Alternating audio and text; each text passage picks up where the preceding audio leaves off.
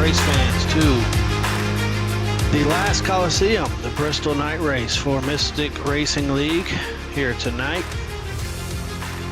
We have a 500 lap race on hand for the Octane Outlaws NASCAR Cup Series. And this race is sponsored by Black Diamonds Design, presented by Precision Speed Solutions. We're in Bristol, Tennessee. In for a long one tonight. This is going to be a cutoff race for the playoffs. I'm here with my co-hosts Blaine Wilson and Joey Beck. I'm Alex Coffey with Ballin TV. We're ready for some good racing tonight here at the last great Coliseum.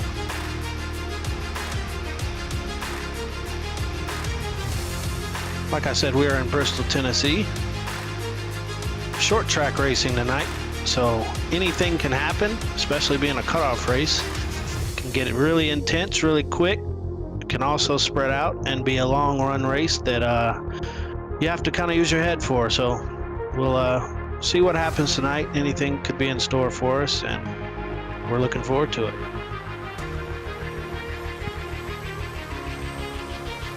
Blaine, do you have any thoughts on Bristol tonight? Bristol is tough. You got to stay on top of it. You got to keep your head on the swivel. Long run, you're going to see a lot of lap traffic. You got to maneuver through it, plan it out. You got to make the right move at the right time. And as the night continues, you're going to see big swings in the track. And you got to make sure your car stays on top of it, keep up with the balance, and stack that on top of a cutoff race. You're going to see some crazy moves tonight. I'm excited. Yeah, we're definitely looking forward to it. We just had New Hampshire last week, and Bristol tonight, and Richmond is next week for the next round. So this is a crown jewel event, so this will be full length. We're, like I said earlier, we're going 500 laps, which is a long, long race. Bristol, you have to stay very focused and very locked in and be ready for anything. Anything could happen in front of you. It's really hard to see around these turns here, so you got to know what you're coming up on. These are our point standings going into tonight. We have Rayshawn Winkfield with a win, Christian Barnes with a win. Those are both locked in. Evan Janik is locked in on points. Fourth is Isaac Wilson, 36 points above the cut line. Then we have Aaron Epsey, Alex Pollock, Adam Holston, Andrew Allen, John Ullman, who is 23 points above the cut line. Joshua Gillen, 10 points above it. Zach White, who is 4 points, and then it gets really tight when we get down into really the whole 11th through 14th here is a few points away from each other. They have to have looking to have a good race tonight and not run into any trouble. That's going to be Alan Zerkoff, who's 1 point above the cut line.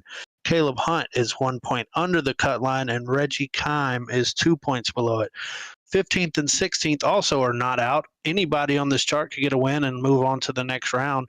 Also, they are in reach with points, too. Jared Knopp Snyder with 15 behind the cut line, and David Moyer, 29 behind the cut line in 16th.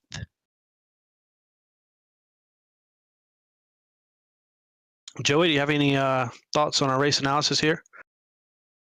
Yeah, these drivers are in for a long one. 500 laps here at Bristol tonight. Stage breaks are at 125 and 250. They're only set with 9 sets of tires, 1 fast repair, and a max on fuel here. Yeah, 9 sets. It seems like a lot, but here at Bristol, it tears some tires up. You're gonna want to take some tires whenever you can, but not enough to the point where you run out by the end. So it's going to be some strategy coming to play here, especially if there's a kind of stretched out cautions here. You're going to see a lot of strategy come into play, so it'll definitely be interesting.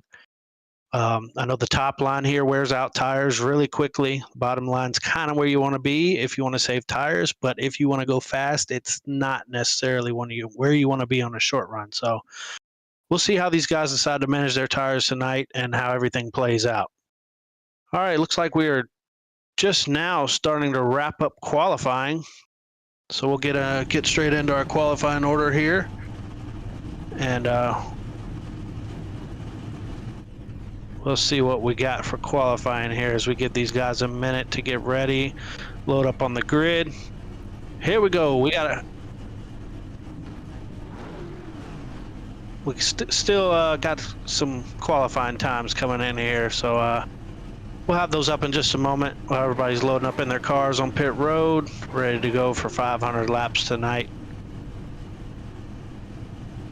Qualifying is important here. If you're toward the back of the pack, you can get lapped quick. You don't want that. Yeah, qualifying is definitely important here at Bristol. It's more important here than anywhere else. And we have Adam Holston, who brings it on the pole with a 14.502. Second place will be Evan Janik, slightly behind him. Third place is going to be Toby Ritters in the 13 car. 27 car lining up fourth will be Christian Barnes.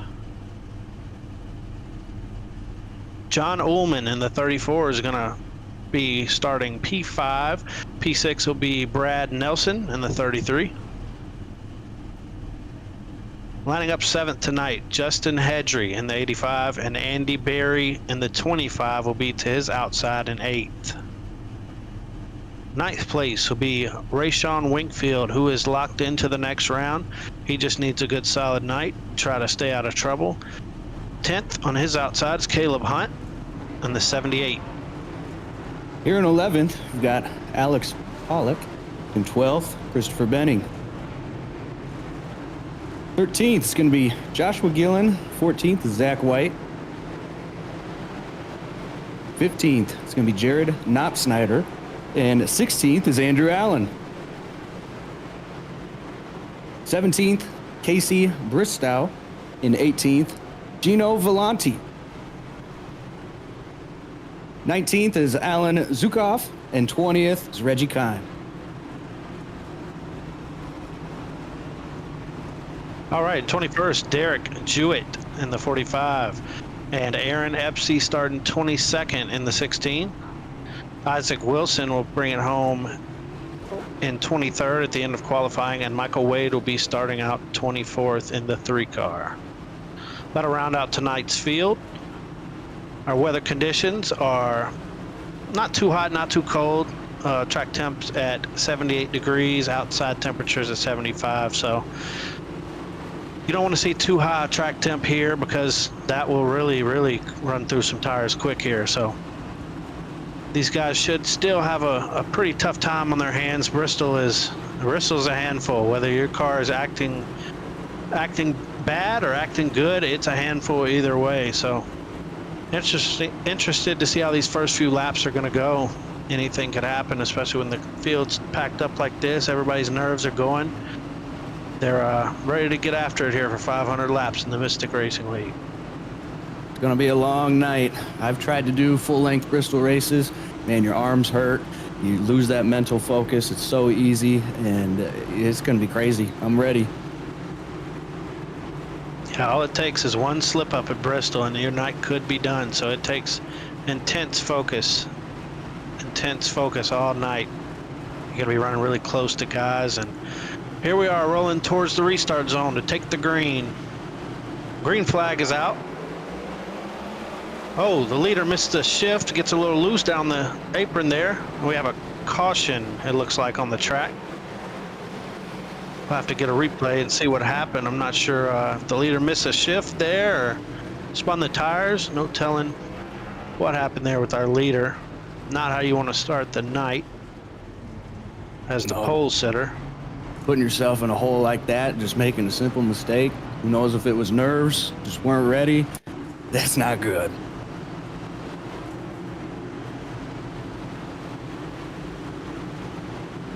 Yeah, looking back on it here, we'll see what happens here.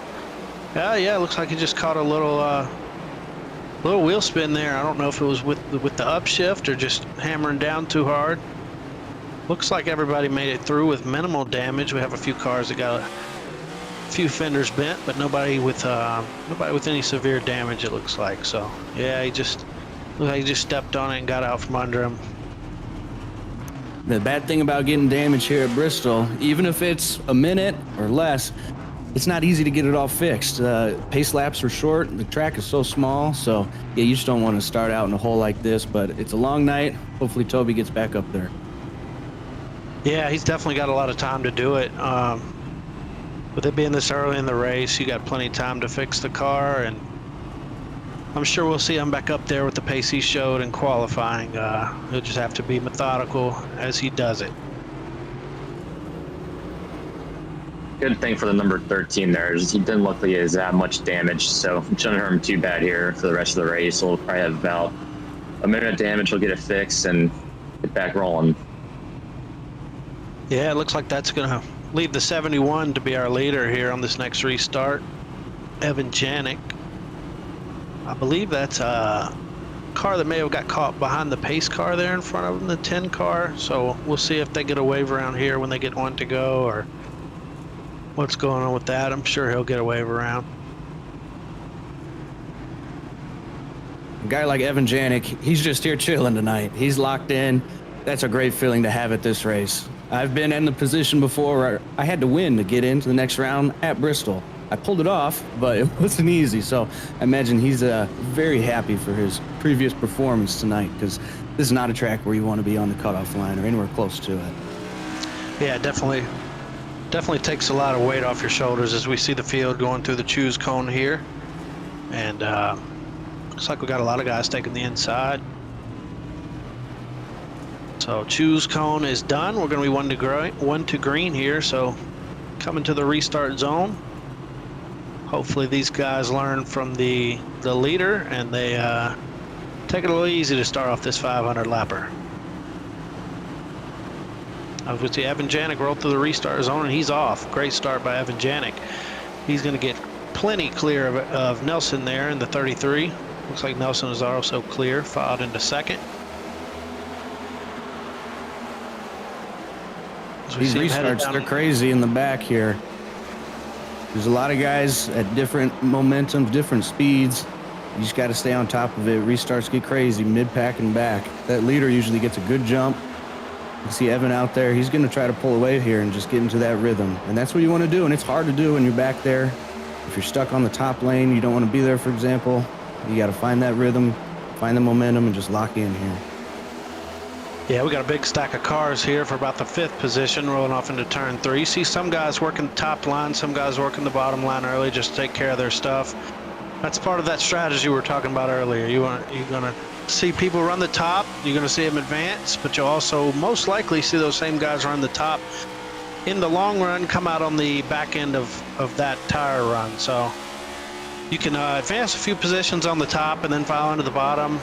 You can also decide to just run the bottom the whole time and save as much as you can for the long run. So it looks like we have a caution on the track. Looks like it's in turn 4, the 9 car.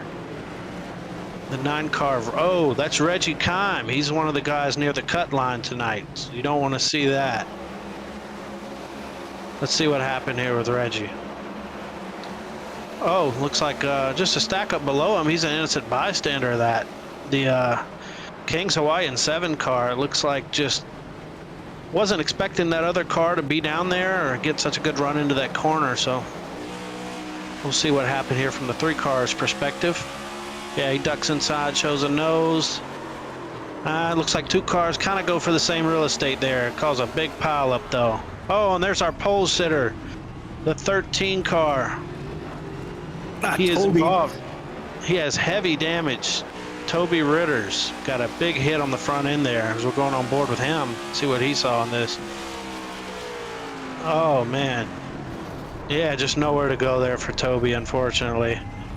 And that's the part of Bristol you don't want to be too far back in that pack, because everything happens so quick here. You never know what you're going to come up on, what's going to happen in front of you. As it looks like the toe of that car is knocked out pretty good. So Toby will have some damage to repair there. It doesn't look like the car is terminally damaged though. Good news for him. So we'll see if he's able to get that thing fixed and get back up in the front.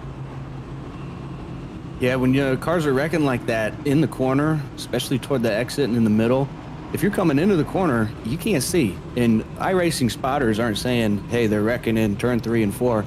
You just have to know that and try to guess where the cars are going to be at that are wrecking. And Bristol's crazy. If you get spun around, you'll go flying across the track, and then you'll roll back down that steep banking, even if you don't mean to. It's hard to avoid contact here, and He got collected in it, so it's going to be a very, very long night for Toby Ritters. Yeah, they do have one fast repair though tonight, so he could choose to use that now and kind of have to rely on that being the last one he has to use this early in the race. That's a tough spot to be in. You just have to be extra careful the rest of the race. But one fast repair definitely gives these guys a little bit of breathing room when it comes to that. Bristol, like Blaine said, is a very unexpected track when it comes to wrecks. Sometimes you see them stay up on the banking. Sometimes they slide down. You never really know what's going to happen when you see cars wrecking in front of you. You kind of just got to cross your fingers and hope for the best at this track.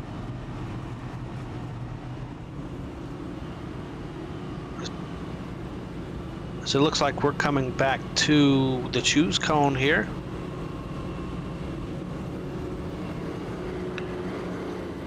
Yep, we are going through the choose cone now. You see a lot of guys take the inside here.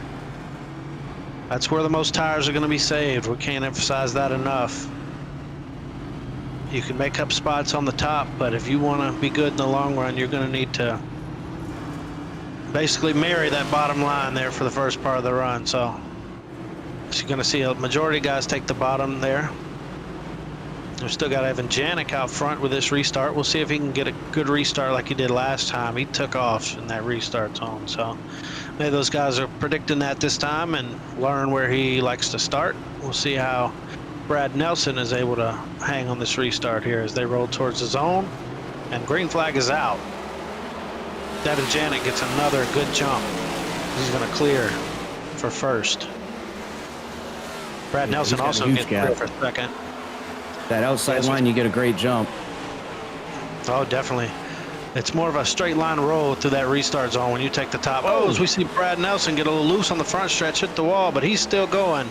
He caught some right front damage, but he is still in the race, still holding second for now as he gets split 3 wide into 3. That's going to knock some toe out. You can see the damage already taking effect. He's going to go straight backwards, and he's going to be in the way for a little bit. We'll see how everybody manages this traffic here. And you can see there's more contact happening. You just can't expect it. You got to stay on top of it. So look out here. And there it goes.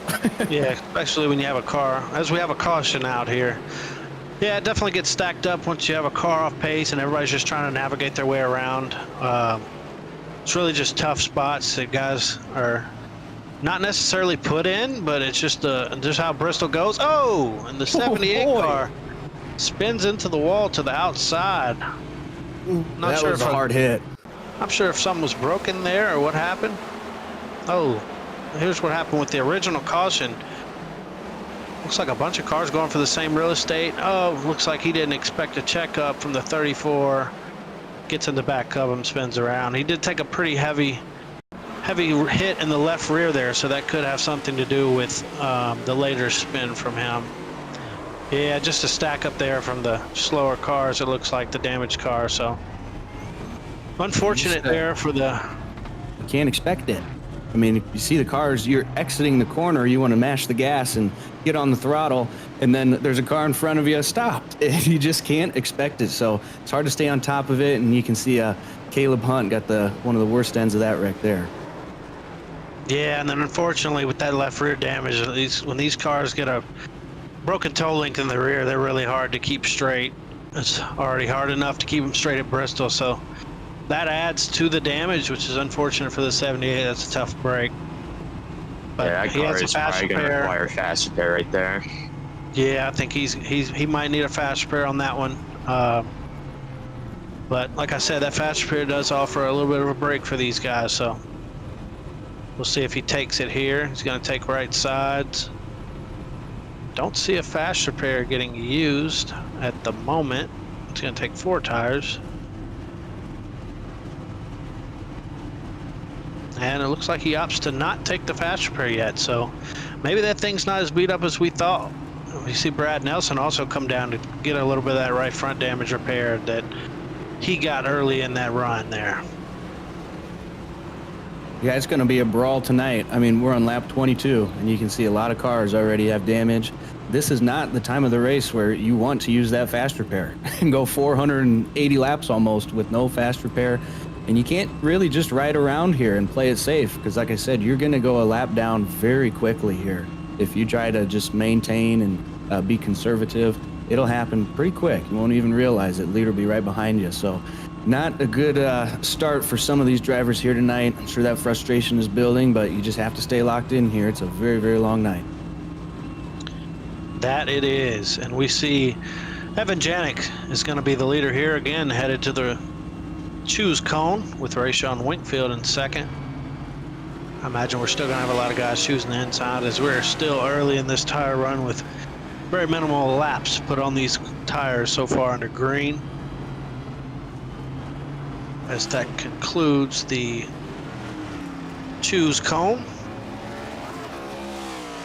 I always love when leagues have a choose cone because you have so many different options. Like we were saying, if you want to save tires and run that bottom line, you might lose 1 or 2 spots choosing the bottom, but you might be able to get it back later in the run by having those better tires and just securing that position on the restart. So here we go again.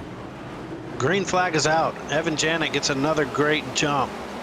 That's going to leave the 2 behind him side by side as Rayshawn Winkfield looks like he's going to clear here, but the top car is going to have a run off the corner and he's going to get clear. So we're single filed out for the top 5 or 6 cars here. Let's see, deeper in this pack, we got a few guys that are working the top still. Andrew Allen there in that Precision Speed Solutions car. He's working the outside. He wants to make some spots up early. So he's going to work that outside, and he's going to make up some spots. And we see the top of the field is Janik and Winkfield, who both are the last 2 races winners. So those guys are locked in. So we're going to have a lot of action around our cut line tonight. A lot of guys make it desperate later on in this race to try to make a late run push to shoot for that cut line and hopefully be above it by the end of the night, as 4 cars will be eliminated from the playoffs after this race. Yeah, we've had some decent movers already here tonight. I mean, Winkfield started 9th. Isaac Wilson right behind him started 23rd. Andrew Berry started 8th, Andy Berry, and Andrew Allen started in 16th. So these guys are on the move. They're staying out of that trouble, and it's getting rewarded right now. Yeah, as we have a bunch of side-by-side racing back here around the 10th place. That's going to be between the 35 of Valenti and Michael Wade in the 3 car. Jewett is also in the mix there. So, it gets a little loose off the corner, and that kind of stacks up this group even more than it already was. He's going to work the top side, though, and try to get back by this inside car, keep a run on them. They're still side by side headed into 3. You can see they're stacking up back here now. One car makes a mistake, and you just got to be prepared for it. Looks like tire wear is probably going to start coming into play here in the next couple of laps, so we'll see who started saving and maintaining and who's really pushing it out there. Yeah, as you see Alex Pollock working the inside now by the 45 car there, or the 35 car, I'm sorry. That's Jewett in the 45 and Valenti in the 35. As he gets a little bit of the wall. That car doesn't seem to be handling all that great right now as he's dropping spots quickly. Yeah, it's tough running here. Like I said, it hurts your arms. If you've ever ran Bristol, especially longer race, it can take its toll on you physically on this track through your steering wheel, just the force feedback. So that's another thing you got to be ready for too. And you can see that top line, it's got that speed, but a couple of cars are starting to fall back here from their tires getting worn out too quick. Yeah, and we see the impact of that side-by-side battle there for 10th. Those guys 10th and back are already about a second behind 9th just from that hard side-by-side racing. You don't want to do that too long here. You will lose time, and like Blaine said earlier, those leaders will be back behind you before you know it. If they're up there running single file and hitting their marks, it happens quick here with only 14-15 second lap times at Bristol. You can't afford to lose too much time battling the guys. Sometimes you just got to make the decision to let somebody go, or go ahead and get around somebody on the top if you feel like you want to go and they don't. So see a bunch of side-by-side battle in the field. Oh, we do have a lead change. Rayshawn Winkfield is to the point. What happened to Janik? He fell back to 4th. We'll have to go back and see what happened to him. As Allen is making a push for the lead too. He's still ripping that top side. He's made a bunch of headway doing that. You can see Winkfield, he's preferring that bottom line. He knows he needs those tires late, especially having that clean air. His car's handling a lot better. So he's just going to stay put there. It looks like not even try to defend that run from the top. And you can see Andrew Allen running that middle top lane every couple different laps, changing it up, trying to find that momentum. We'll see how long his tires can hold up with it. Yeah, this is what eventually had happened for the lead change. It looks like Evan Janik just decided to keep saving tires and run that bottom and let those guys run a little harder than he wanted to run. That could be a smart move here in the long run, but we'll find out as he's still running the bottom. So I think he's playing the long game here on those guys that are kind of pushing it, trying to get up there in the front.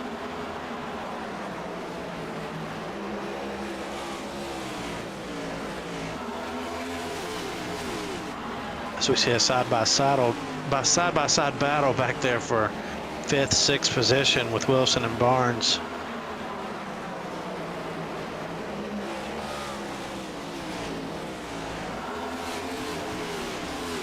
And the field's kind of strung out here, so we might be set up for a green flag run, but I might regret saying that because I know how the broadcaster's curse goes, so I'm going to try to refrain from saying that anymore. And I feel bad because there goes one in the inside wall as I say it.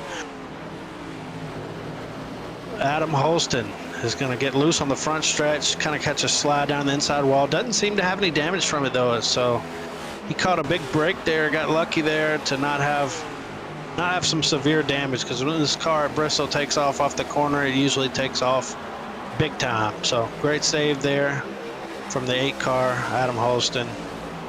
Yeah, just got a little loose off the corner. Oh yeah, what a good save. The wall helped him there a little bit, but he kept it out of any massive damage, which is always good to see.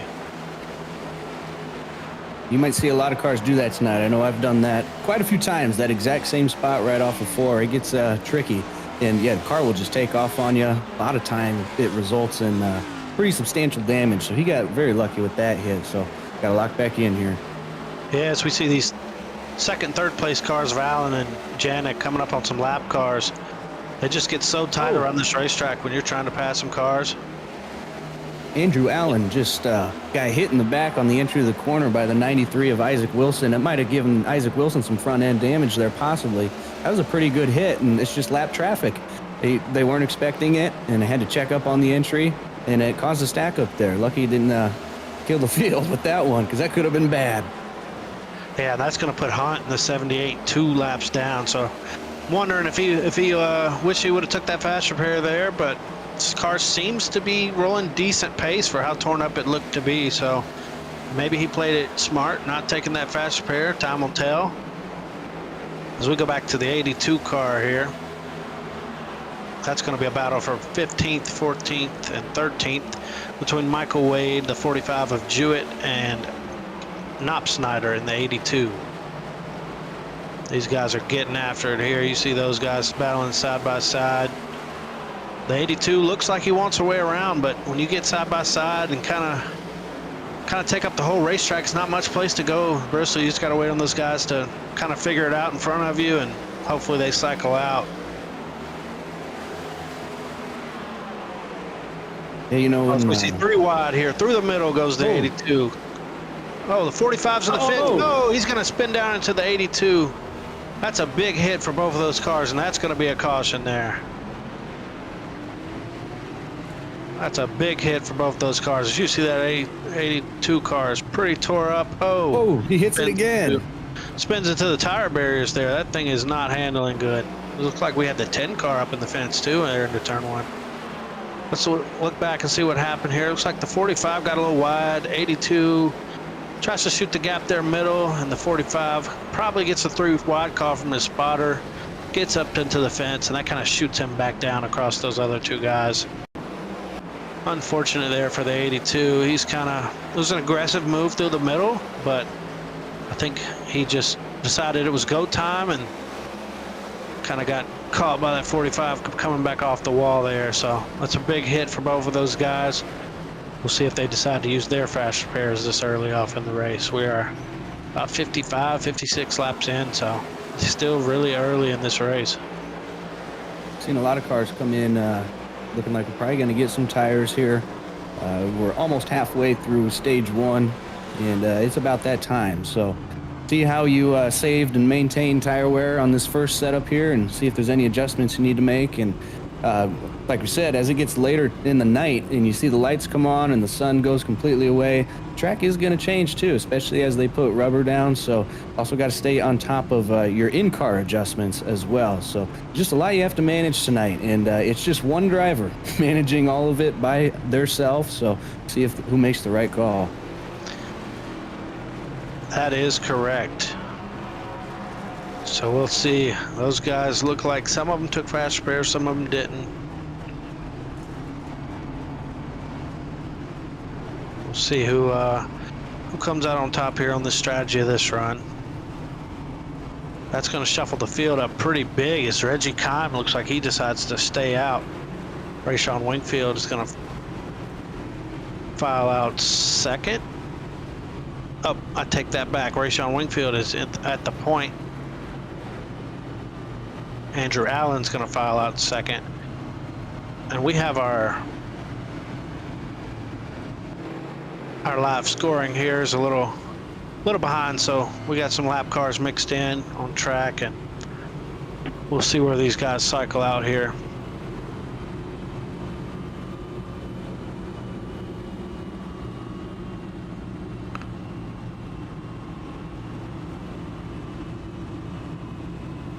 It looks like the 45 of Jewett right there. He might have just got trapped a lap down right behind Wingfield, just involved in that last wreck. Looks like we might have a couple of free pass cars coming through. 64 Christopher Benning right in front there. He should go back either on the lead lap or back to one lap down, it looks like here. So halfway through stage 1, see what happens next. Yeah, and it looks like that 45 did decide to take his fast repair, so he's gonna have to be careful the rest of this race, kind of try to stay out of as much trouble as he can. Looks like we got a little bit of confusion over the race comms about just kind of on track placement here.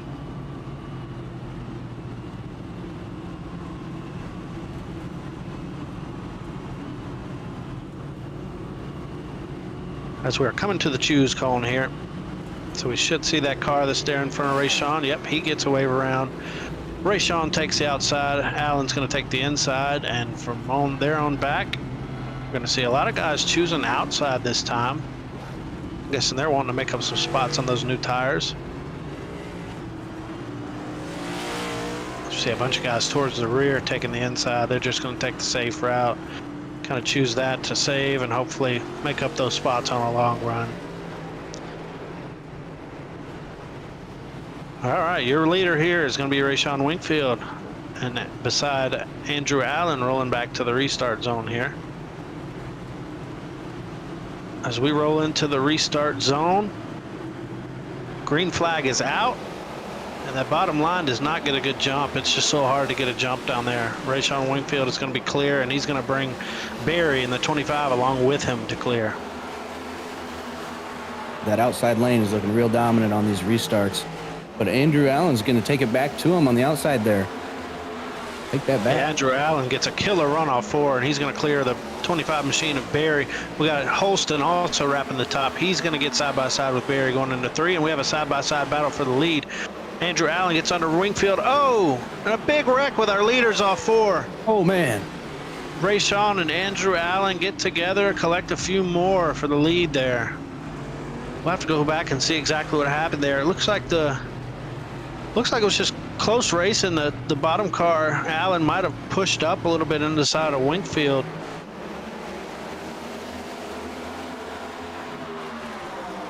As we see Andrew Allen shoot into 3 for the bottom. Wingfield kind of pinches him off a little bit. Allen gets tight. They kind of come together in the middle, and they both hit the fence with heavy damage. That's not what you want to see for the leaders, especially this early in the race. Those guys are going to be most likely due for a fast repair. Yeah, it looks like Rayshawn kind of just trying to hold him tight to the bottom. Allen was trying to carry momentum to keep side by side, and they kind of just met there in the middle of the track. Both of them hit the fence heavy. Yeah, it gets real tight off the corner. It's hard to figure out where both cars are going to end up on the exit, especially when you're going for the lead. You want it, and who wants it more? And they both wanted it more, and you can see what it resulted in there. So it's only not even about halfway through stage one now, and do you want to be that aggressive or not? And you can see what it resulted in. Yeah, as Rayshawn Wingfield's going to come down pit road, throw some tires on it. We'll see if he decides to take his fast repair. It looks like he does. That car's pretty clean now, so I think he decided to go ahead and elect to use his fast repair for that. Luckily for Wingfield, he is locked in, so you don't want to came down too. Yeah, he's not using his fast repair. Okay, Andrew Allen. That's the one that needs a good night tonight. Rayshawn Wingfield's kind of out here. I'm sure he wants to perform well, but he's locked in, so he's not banking on a good finish tonight. Of course, I'm sure he wants a good finish, but it is not a end all be all here tonight for Wingfield. So that's going to leave Barry in the 25 as our leader. Andy Barry, he was right in that mix. He kind of was playing it safe there, and it paid off for him in that 25 machine.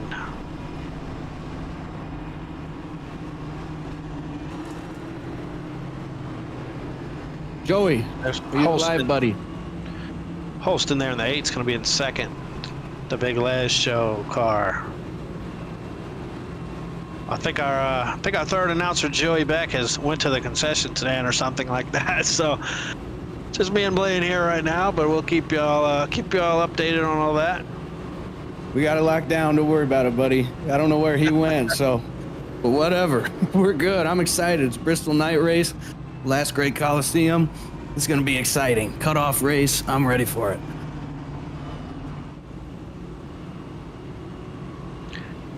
Yeah, so our top 5 right now, how it sits, is Andy Barry in the 25, Adam Holston in the 8, John Ullman in the 34, Alex Pollock, who has methodically kind of creeped his way through the field tonight, in the 92.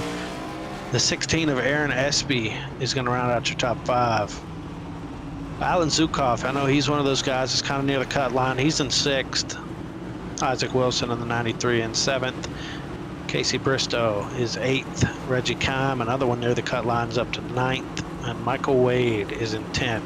As we roll around turn 3 and get ready to hit the restart once again, we'll see if that outside line is able to continue that dominance on these restarts tonight. As Andy Barry leads us down into the restart zone here, and green flag is out. He gets a huge jump over the field here. It's just going to leave the second row there to battle between Holston and Ullman. Ullman wraps the bottom pretty good there, but that momentum off the top is just a different ball game there for Holston.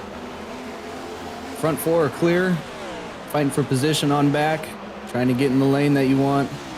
See a lot of cars toward the 10th place position up here. You got to watch out for big battle.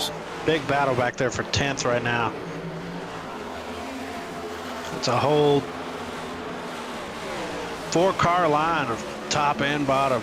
These guys are not wanting to give up any spots early, and they're not wanting to just file in and ride, it doesn't look like. So we've got a few still wrapping the bottom. There's a bunch of them utilizing that top line now as it starts to get a little more singled out back there as the run goes along. But we'll see who's going to keep playing it safe, wrapping that bottom tonight. Who's going to try to advance some spots here in the short run. A lot of different strategy at play here at Bristol, especially for your playoff drivers that are trying to get locked in. Do you want to be aggressive early, get the track position, try to maintain it as best you can, get the stage points, everything like that? Or do you want to play it safe? You've seen how many accidents we've had already, guys with big damage to their car. You do have that fast repair, like I say, you don't want to use it too early. You might need it later again. So different strategies at play, different mindsets all throughout the field going on here. Yeah, we also have a 4-car battle for the Lucky Dog right now. It's not necessarily a battle.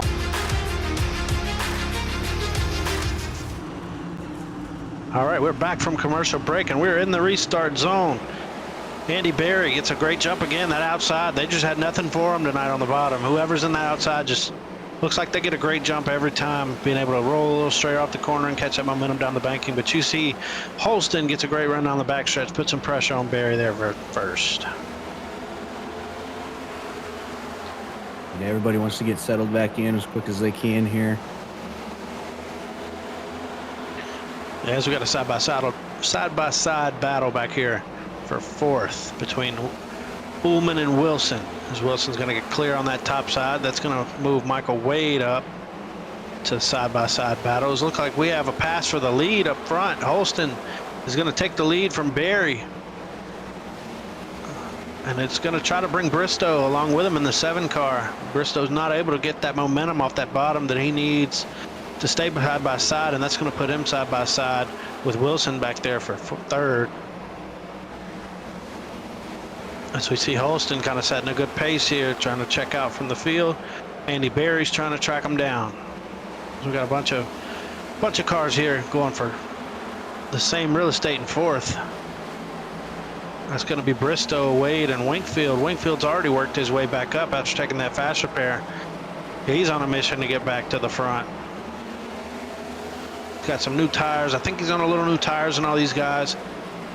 So he's rolling through the field right now, utilizing that bottom line as he kind of gets stuck beside that car on the outside. When you're trying to wrap the bottom and that guy on the top is trying not to give that spot up, you kind of end up just stuck side by side with him. As you get the roll through the middle, end up side by side with them, and then the top line gets the roll down the straightaway, and it kind of just keeps evening each other back out every straightaway. As you see the 3 cars and the 23 real close there on the backstretch. Yeah, you might see a lot of rattled cages tonight, as some would call it, because especially when you get stuck side by side with that, you get fed up with it, and you might move that guy out of the way. So you might see some of that tonight too. Yeah, as you see, finally the 3 car tires get a little hot from running that top, and he's going to drop back a few spots and settle into 7th, it looks like now.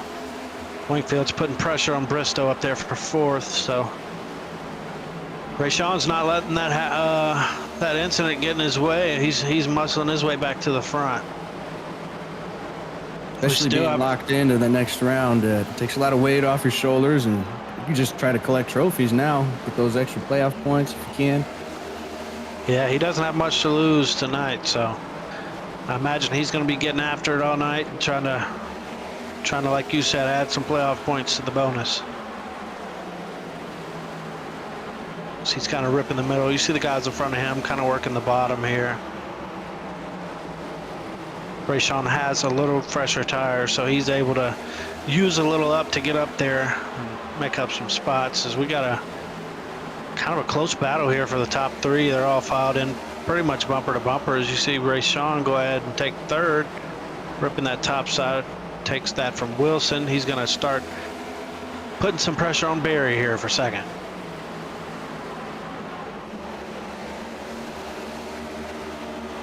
As you see that top line, lead soon. Yeah, that top line just gets so much more of a run down the straightaway, especially with that little slight tire advantage. Ray Sean moves up to 2nd. Now he's got his eyes locked on Holston. He's got his target acquired. That's an excellent recovery from Wakefield here, but you just want to be sure that he's not just burning up the tires, using everything he can to get up there and pay the price later. So we'll see how well he's maintained while in his move up here. Yeah, as you see Barry starting to struggle a little bit. He's dropped back a few spots, kind of settled into 4th now though, so maybe he's taking it easy. Maybe he's feeling some issues with his tires. As you see Wingfield kind of take a dive into that corner. He's definitely not saving at the moment, so as he's going to look outside for the lead, we'll see if Holston can hold him off for that spot. He's going to give a bumper to Holston down the backstretch there. Well, it said it's a long race. That is correct. And I don't see the 47 car here tonight. That's David Moyer, who is 16th in points, 29 behind the cut line. He doesn't look like he showed up tonight, so that's one less guy that they got to worry about winning this race and potentially locking himself in. So that takes one factor out of the bottom 4 of this playoffs, as we have a caution on the track.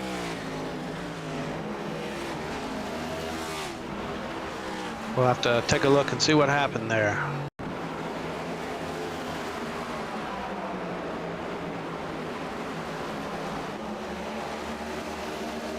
We got Derek Jewett in the 45 here, racing with Andrew Allen in the 96. And yeah, it looks like 45 kind of just gets up the track, gets on the left side of Andrew Allen and gets him in the fence, and then they both bounce off the wall in a similar to what happened to the 82 earlier. Just got to bounce off the wall and kind of sends you into the inside wall there, as you see the onboard with the 45 there.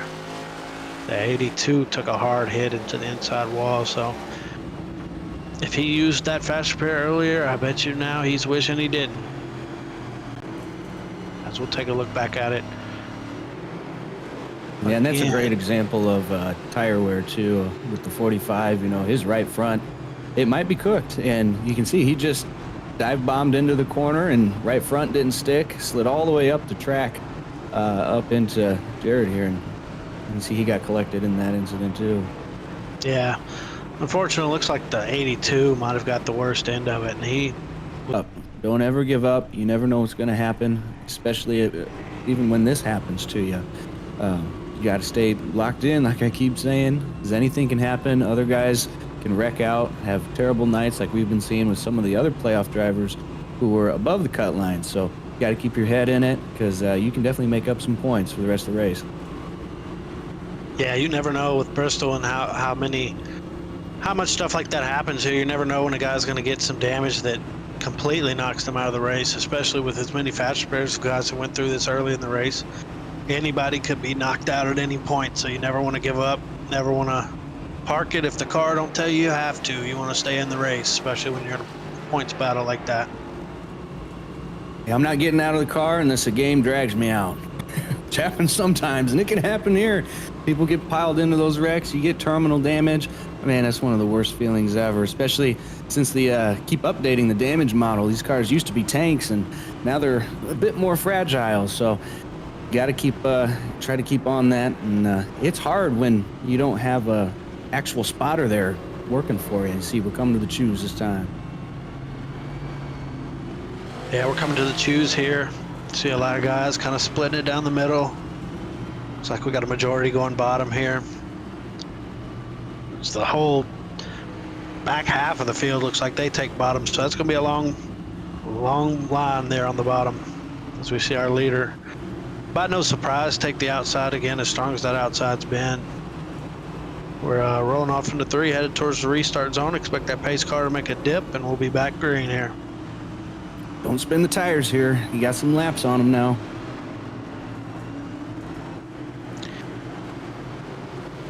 As into the restart zone, green flag, Wingfield hits the gas. He gets a good start, but not quite as strong as we've been seeing all night. Still is going to clear down for a first. Looks like he's going to have no challenger down the backstretch. Holston's also going to settle into second place, and Wilson, Barnes, Bristow, and Barry all single file for the top 6. As we do have one car looking inside for third there. That's the car you mentioned earlier, Barnes. He's been real comfortable battling people side by side. It looks like he's real confident in his machines. You see a little contact on the front stretch there with him and Wilson. But that top side's going to get the roll, and that's going to put him out. And he's going to lose an extra spot possibly to the 7 car. As yes, he does. We see more contact on the front stretch. It's just so hard when you're wrapping that bottom to keep that car from kind of coming up off that turn and giving a car width up there. Bristol gets tight. It looks like they have more room than they really do, but I can tell you from being in that car, it feels like a lot less when you're driving and you're behind the wheel. Holston's really putting some pressure on Wingfield up here for the lead. He wants that spot. Both of them ripping the wall on both ends of the track, really putting their tires through it right now. See, Holston's almost right in the wall in some of the cases, kind of bouncing off of it, getting that good run down. We'll see how long that holds up. Yeah, it looks like he's kind of settled in here, as we do have a battle for the lead. Kind of Holston's putting some pressure on Wingfield. I think Wingfield ran so hard last stage that his tires might be screaming for a little bit of help. And Holston is going to look to the inside. They're going to be side by side coming off 4. Holston gets a little loose. Yeah, he gets a little bobble down there on the bottom. Wingfield is using that wall to his advantage right now, which is Not an uncommon thing here on iRacing. It's frowned upon sometimes to use that wall and bounce off of it. 'Cause I know we have 2 to go here in stage 1. Got a battle here. Got a battle here for 5th. Yep. As Wingfield looks like yes, definitely. Wingfield looks like he puts a little gap on him while they take the white flag here in the stage. We'll see if Holston has anything for him through 3 and 4. No, it doesn't look like he's going to be able to close it up. Top 3 are sorted out as they cross the line to take the stage here. Caution is out for the stage. Wingfield is going to be your stage winner, stage 1 winner. So that's going to add a point to his playoff points. That's what he's out here for tonight. As he's locked in, he's just trying to add some points to his total.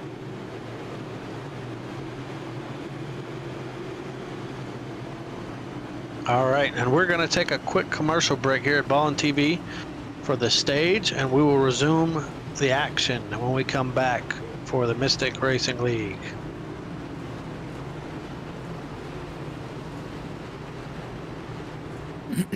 Racing isn't easy, but experiencing it is. iRacing puts you in the driver's seat with the industry's leading sim racing game. Drive on laser scan replicas of the greatest racing circuits from around the world. Go head-to-head against other drivers chosen by skill-based matchmaking to ensure competitive racing at every level. Compete across all your favorite series. In officially licensed cars, engineered to deliver the most accurate driving experience possible.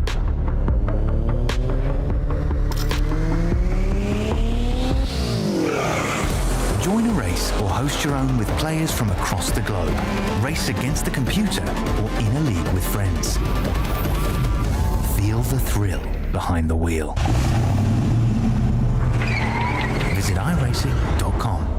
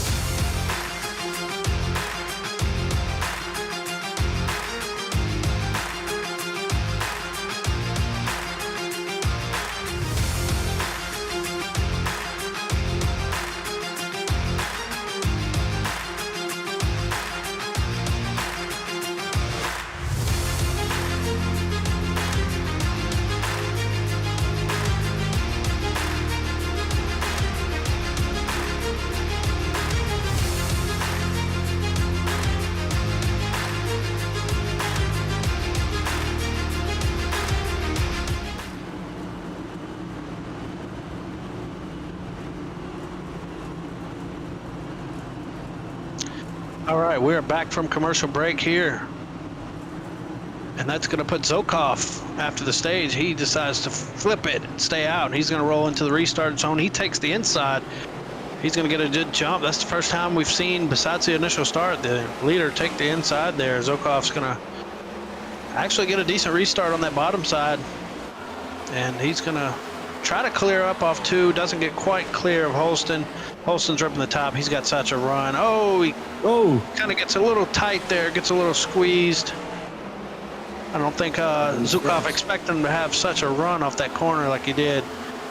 But no harm, no foul. It doesn't look like either of them have much damage from that, as Holston's going to take the lead here and try to check out. That's some strategy coming out of the 91 there, flipping that stage. He did have about 10 lap older tires, so, I mean, not a ton of laps, but you can see the impact it has. Those guys that took tires are just flying by him right now, and he's still dropping back here. So, and that's a playoff driver. He was 1 point above the cut line coming in, and you can see why he's tried to flip the stage to get those points, and right now he's kind of losing them all again, falling back there. Yeah, interesting strategy call for Zukov there. Not a bad call. I think it's worth trying here early in the race to see if that's going to be an option, as he gets the bumper from Alex Pollock there a little bit. We got a little stack up there, but no harm, no foul. Yeah, Zukov just seems like he wanted to try something early, see if that was an option, and I think he's learning that that probably isn't an option here tonight. He's currently in a pretty close battle points-wise with the number 9 of Reggie Kime, and Reggie actually got some stage points there, so he's looking like the big winner so far tonight. He might be looking at being locked into the next round if he keeps this performance up. Yeah, and we have a pass for the lead here. It looks like Wilson in the 93 is going to strong arm his way past Holston in the 8 for the lead, as he's going to sail it off into turn 1, move back to the bottom, and he's assumed the lead from Holston. Isaac Wilson started this race in 23rd position, and he's been up for the top 3, top 5 for a lot of the race, so he's really loving his night so far. Yeah, that's very impressive at Bristol to be able to just move up through the field like that. And he's been pretty strategic with it. We haven't seen any huge, crazy moves from him. He's just kind of snuck his way up there, and he's looking to head out and check out from this field right now from the Ozzy Osbourne Ford.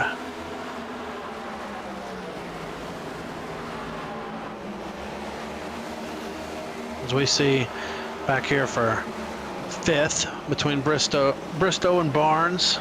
Seems like those two have kind of been battling here for a good little while. As we see, oh, they pass a lap car. It's way off the pace down there on the bottom. Looks like Bristow finally gets clear. Not having a good night. 17 laps down currently. Not what you want to see if you're in the playoffs there. He's not going to be able to recover that. Yeah, that 82's had some rough hits tonight. I think he used his fast repair after the first one, and it's kind of paying the price for the second one here a little bit. We also have Hunt 6 laps down. Valenti is currently in the pits in the 35. Nelson's 2 laps down. We got 2 cars battling for the lucky dog if we get another caution between Janik and Gillen. And Janik had a good start to the race. Just kind of fell back. I think I caught in some trouble. Ended up with him a lap down, but he's looking to get that lucky dog, battle Gillen for it. One of those guys will get back on the lead lap here if we get a yellow. Joshua Gillen in the 10. He's also just 10 points above that cut line, and we've seen him in a few incidents tonight. Having a rough start so far, but if he can get that lucky dog, get back on the lead lap, he can try to recover as best as he can to keep himself into the next round.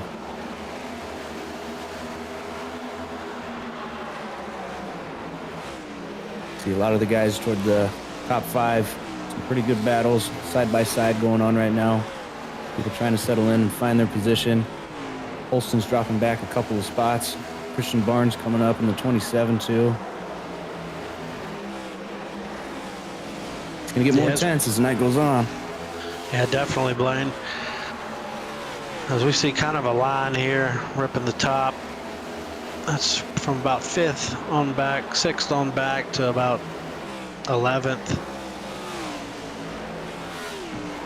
Leader Isaac Wilson, he's kind of checked out a little bit. He's got just over a second gap on Wingfield in 2nd place, and second gap is big here at Bristol.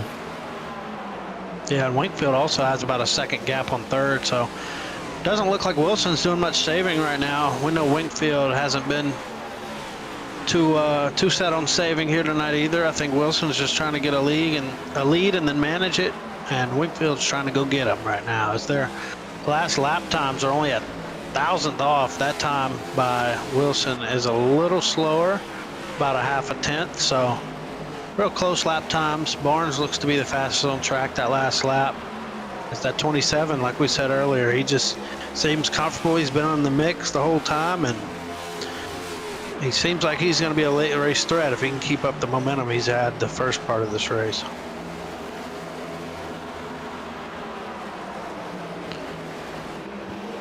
It looks like everybody's trying to settle down.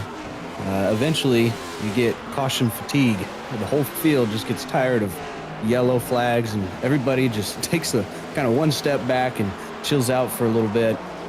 And pretty good run here going. Yeah, and right now we're looking at Michael Wade here in the 3 car. He's been a big mover as well tonight. He's up a good amount of spots as we have a yellow on the track. Off 4. Quite a few cars collected. Leaders coming through. Parking lot on the front stretch. Isaac Wilson makes contact. He has to come to a stop. Not big contact, but yeah, it's unexpected. Parking lot off 4. Got to be ready. That's how those wrecks off the corner get bigger. You can't see it. And by the time you come up on it, ain't no time to slow down. Because we'll take a look back, see the 13 car here. That's our pole sitter. He's had a rough night. He's going to be with the 82 here. Oh, it looks like the 82 just kind of got in a little hot. Might have got in the back of the 13. The 82 spins it back up the track, collects the 32 and the 13 again. And we see other guys just piling in. Looks like the 78 hit the wall pretty good, trying to avoid this, but couldn't get slowed down in time. So it's a bunch of the guys that have already had rough luck tonight here, running into some more tough luck again. That's not what you want to see if you're those guys. Yeah, that's unfortunate. I mean, Jared, he's been having a very tough night, and it's just got worse right there, and it might be really taking its toll on him, kind of why he made that very aggressive move. And yeah, it's just a parking lot. See, even the leaders aren't ready for it. Hunt came in hot there. I don't think he expected those cars to be sitting there sideways off 4 and went for evasive action and ended up pounding the wall there. So at 78, he's going to have some big damage from that as well. As we'll get an onboard view of Barry's view. And so you're just going around the track here. You don't think nothing of it. You're kind of just driving, running your race. And you get about right here and you see all those cars parked, and you got to slow down and figure out a way around it. Luckily, Barry there was able to get it woed up, not make any contact. So good job on him, keeping his awareness up and staying out of trouble there. I think that's my first commentator's curse. I was just talking about how everyone toned it down, and then we had that huge wreck. So I guess it doesn't matter who you are. You think you can come up here and broadcast and not curse the field. You're wrong. I just did it. So I'll try to keep my mouth shut about that the rest of the night. Yeah, you'll have that. I also made the mistake earlier in that race, so you just got to choose your words wisely as a broadcaster, because they can come back to bite you in a hurry. It looks like we're rolling around here. Yeah, we'll check in with our in-race reporter, Joey, down on pit road, but I think he's still at the concession stand, so we'll try to get Joey back up here. We'll have to go find him, send somebody down there to look for him. Get him away from that concession stand. And yeah, as we look like we're going to roll to the choose cone here. Looks like Rayshon's going to take the top. Second place and third place are going to take the top. So I think they've kind of got accustomed to how good of a launch that top gets, and they're ready to go with it. Isaac Wilson, he did pit right there. He might have just been checking for damage too, but it looks like he did take some tires as well, and he's all the way back to 11, so we'll see if he can work his way back up front.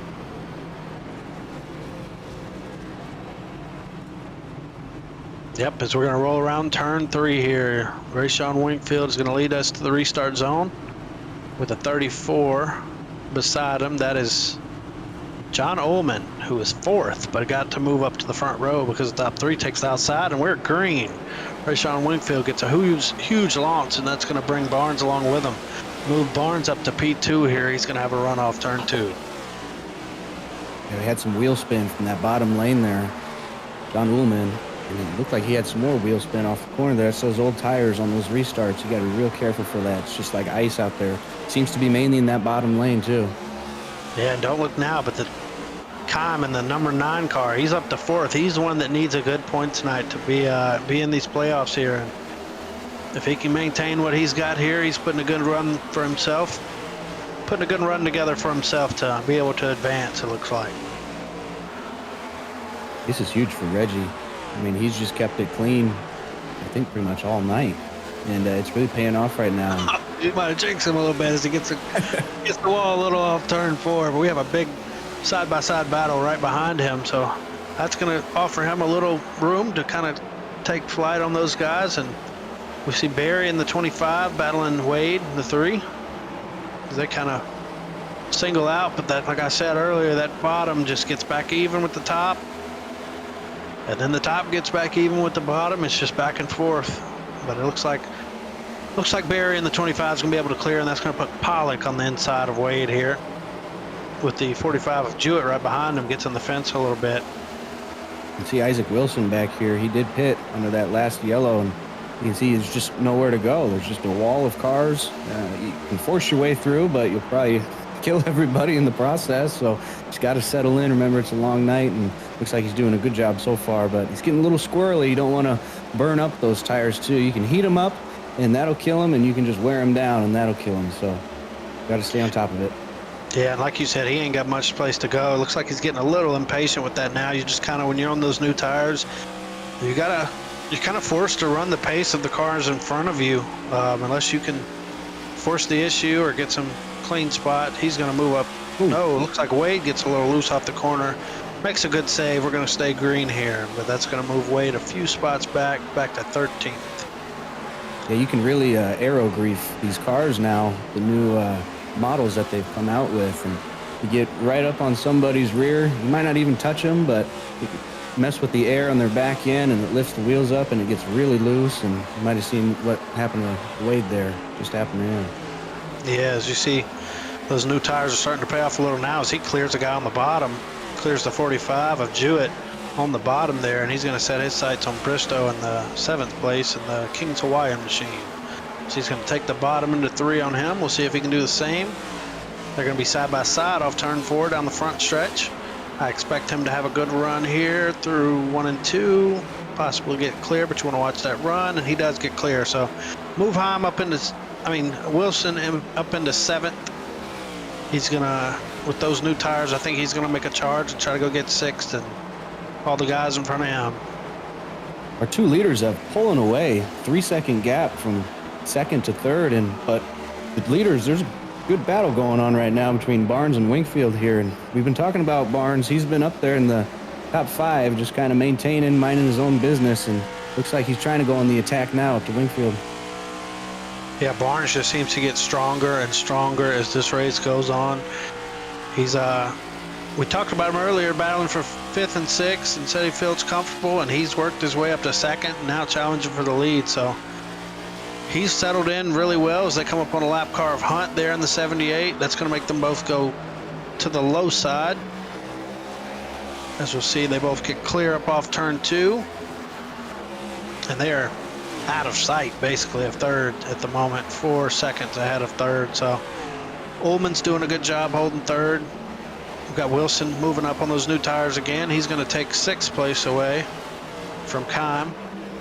Keim still got a strong run going here though, so good points position for Keim to be in. Bristow is also on those same set of tires that Wilson is, so Keim could be under pressure here from Bristow here in a minute, but Wilson is making a huge charge there up towards these next 3 guys. You're going to see him putting some major pressure on Barry here off 4. Yeah, Wilson's really working it with those new tires. You can see he's being pretty aggressive, and you know, when you lead laps in a race and you know you're fast, you kind of get the mentality that, hey, I deserve to be up front and leading and running first, and you just can't let your head get too big. You got to keep the tires under you, and he's doing a good job. And looks like we got a pass for the lead here going. Christian Barnes finally clears Rayshawn Wingfield. Huge for him. Christian Barnes has shown the strength of his car all night, and it's finally being proven. He's last week's winner. Wingfield is the race before that's winner. So these are 2 that are locked in. These are 2 that are comfortable, don't have nothing to lose, and that could be one reason why they're comfortable just pushing the hell out of it and getting up there. And they're back battling side by side. You got Wingfield looking back to the outside here of Barnes. It's going to get a little bit of the fence. No harm, no foul there, though. Wakefield's really not wanting to give that lead up. These guys are, like I said, they're locked in. So they are willing to risk it all at this point in the race.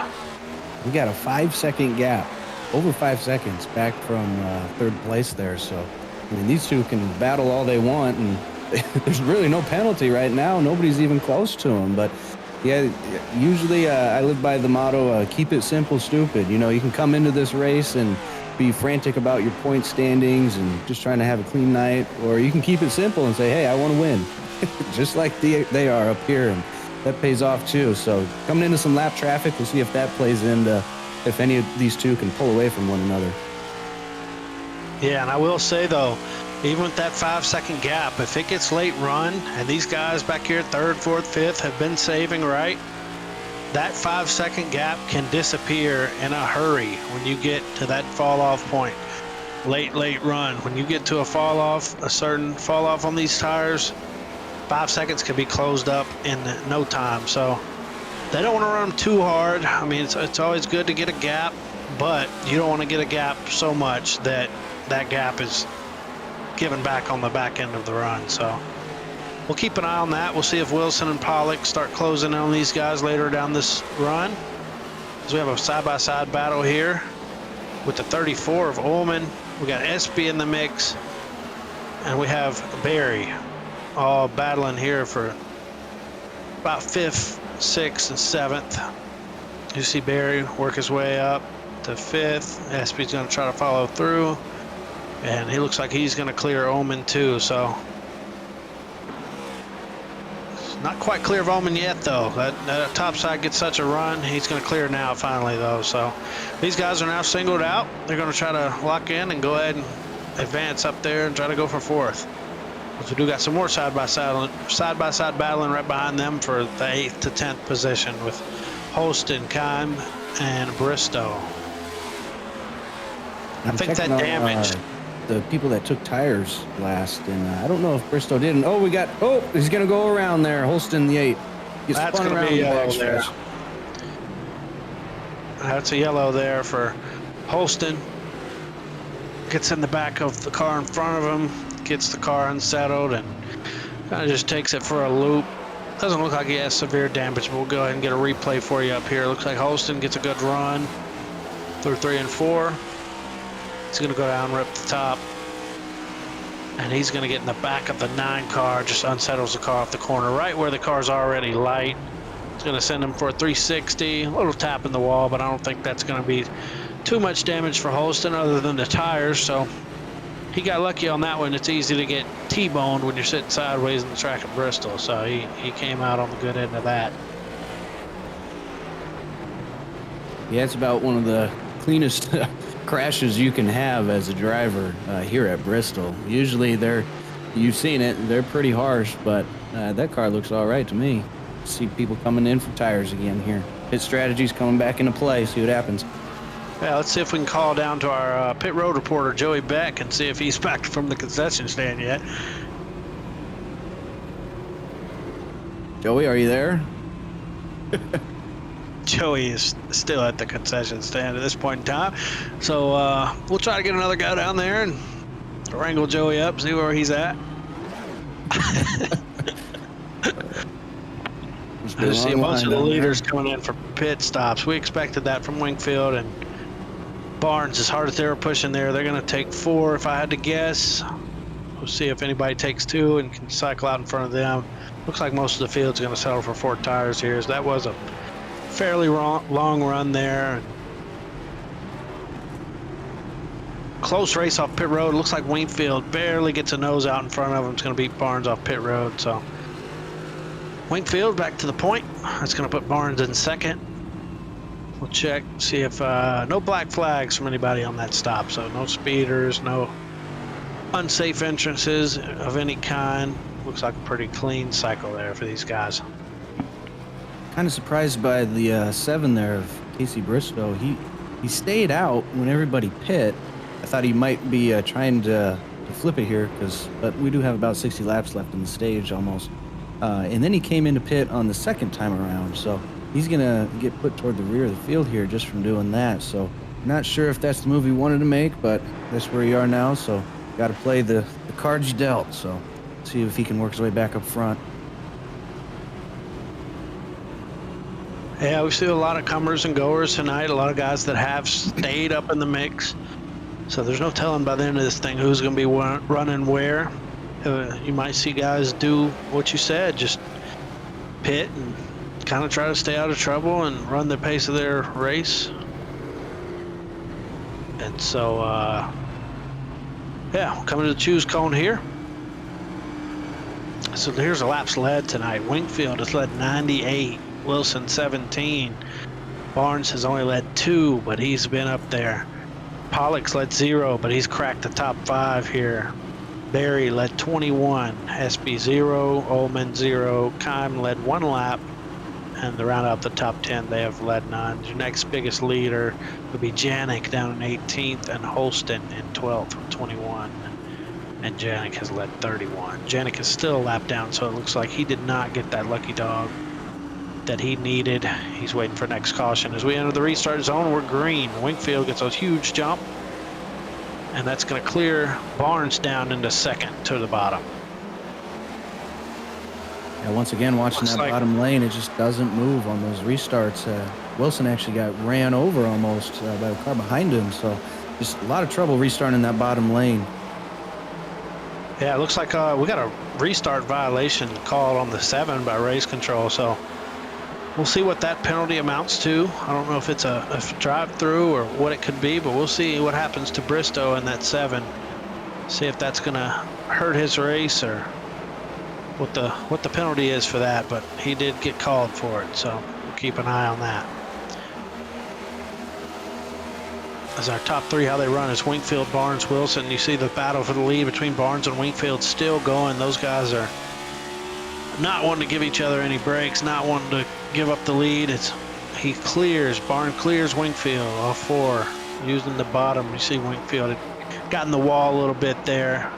Not big enough to, I think, cause any damage, but it looks like the 7 might have hit something after the penalty. I don't know. It's pretty tore up, and he was supposed to do a drive-through. Looks like he got a meatball trying to get a pit road, so. Yeah, it's just unfortunate. Yeah, trying to serve the penalty. It looks like he might have maybe hit the pit barrels. I'm not sure. We'll keep watching. It says he still owes a drive-through if he gets it fixed, but that thing don't look very fixable unless he's got a fast repair. So, yep, that's going to be the pit barrels right there, and that will destroy a car. Those things are soft in real life, but they're harder than the walls in game. So, always frustrating when you hit a rubber barrier or some barrels and it destroys your car worse than a concrete wall will. So unfortunately, that's just how iRacing is, and that's a really unfortunate break for the 7 car there. Top 3 are separating themselves from 4th on back, about 2-second gap back to 4th right now, and they're still battling each other pretty well back here from 4th to 10th. Whole top 10 is trying to find their position. Yeah, it's pretty easy to see sometimes who's saving and who's not, and I feel pretty safe to say those top 3 are not saving at the moment. Those are 2 guys that are locked in and 1 that's really hungry, Wilson. So he's going up there to give them a challenge. He's probably hoping those guys race each other hard enough for him to open the door for the 93 to sneak by him and take the lead here. But we see Barry leading this big pack here for 6th and back. Looking back at the point standing, Joshua Gillen, he's back on the lead lap. He's been a lap down most of this race, and he's came in above the cut line, so we'll see if he can round up some more points for the rest of the race here, stay on that lead lap. Yeah, that's a great looking car there with the Joker on the front.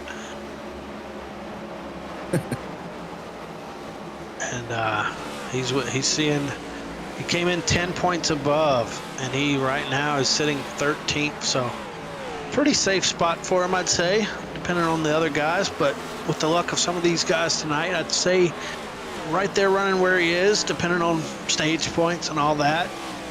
He's putting together a run that'll secure him a spot so far, so I'm sure he hopes to keep advancing. You see him run up on the bumper of the 78 there a little bit, putting some pressure on him. 78 is 7 laps down, so that's not for position. Bristow gets his car fixed and he's back on track. He's 8 laps down though, so that's going to be tough to recover for Bristow there, who was having a really good night, showed some speed in that King's Hawaiian 7 car. Toyota, unfortunate circumstances with the penalty and then the barrels and then another penalty. So apparently he was scored as a drive-through penalty, hit the barrels, and then had to stop in the box, so the drive-through did not count. So then after he got it fixed, had to come and serve a drive-through. So that's just a terrible sequence of events for that 7 car's night. Basically ended his race in just a couple of laps right there. So it's very unfortunate to see, but that's the mental focus you really need to stay on top of everything that you're doing and serving the penalties right, getting on pit road right. All those little things, they add up and they can make or break you. And right now, they broke the 7 car. Yeah, and unfortunate for him, we're not even halfway into this thing, and he's 8 down, but big props to him for staying in the race, keeping his head down, never giving up. You like to see that even when bad stuff happens. You can't, like we said earlier, can't give up. You never know what'll happen. So now we're looking here at Jewett in the 45. He's recovered well from his early incidents, tore the car up pretty good, got his fast repair. Now he's back up in 7th, so good recovery for him. I think he plans on trying to keep the car clean, especially if he has no more fast repairs. He don't want to tear that thing up again, but he looks like he's rolling pretty steady now, pretty comfortable. So good run for him. Top 3 have settled down just a little bit. Christian Barnes, your leader, McField in 2nd, and Wilson in tow. And they've still got that pretty good separation back to 4th place there, about 4.5 seconds currently. So we'll see if John Ullman, he's just super saving, or if he can make that charge back up there. Maybe with the lap traffic that'll come into play, that might hold the leaders up a bit. But yeah, you can really gain time very quickly here at Bristol. So you're definitely not out of it if you're John Ullman right now. You can get back up there. Yeah, and that pass right there from the lap car is going to put Ritters, our pole sitter, back a lap down, fighting for the lucky dog with Janik. So we'll see how those two stack up at the end of this and who's going to get the lucky dog out of them, or if we got a few more look like they need to pick up pace here. They might go a lap down too. They're in danger of going a lap down. That's going to be White and Allen. So those leaders are rolling a pace where those guys might run into trouble here in a few laps. We'll keep an eye on that, as Barnes is kind of starting to pull away a little from 2nd and 3rd. Still running the bottom, so Barnes is probably saving more tires than those guys that are behind him that are running the top. It's probably what's helping him kind of pull away a little bit, just less heat in the tires, keeps more grip in it long run. You see him kind of move up to the middle there, but here's these lap cars we're talking about. Here's the 77.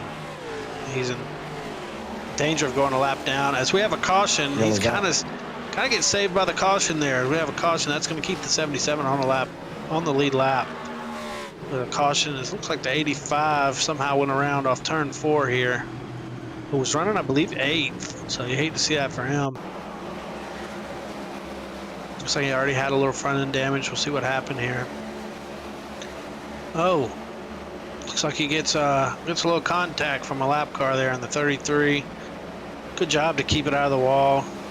No more damage than he already had. So I'm sure he's not too happy to lose track position, but he can't be too upset because the car didn't get killed. So it's a bad deal for him, but also not as bad as it could have been. Yeah, I tell you, this is a big break for Zach White. He's just about to go a lap down there. Leaders were right on him and gets saved by this yellow, but he came in 4 points above that cut line. So if he got trapped a lap down there, that could have been bad news for his playoff hopes. Yeah, definitely. And yeah, so our looks like big that playoff car winner so far is Reggie Kine. He is putting on a performance tonight. Came in 2 points below. Currently up in the top 10. Been having a clean race so far again. I know I keep mentioning him, but trying to stay focused on this playoff battle here. And he's been performing very well so far. We'll see if he can lock himself in.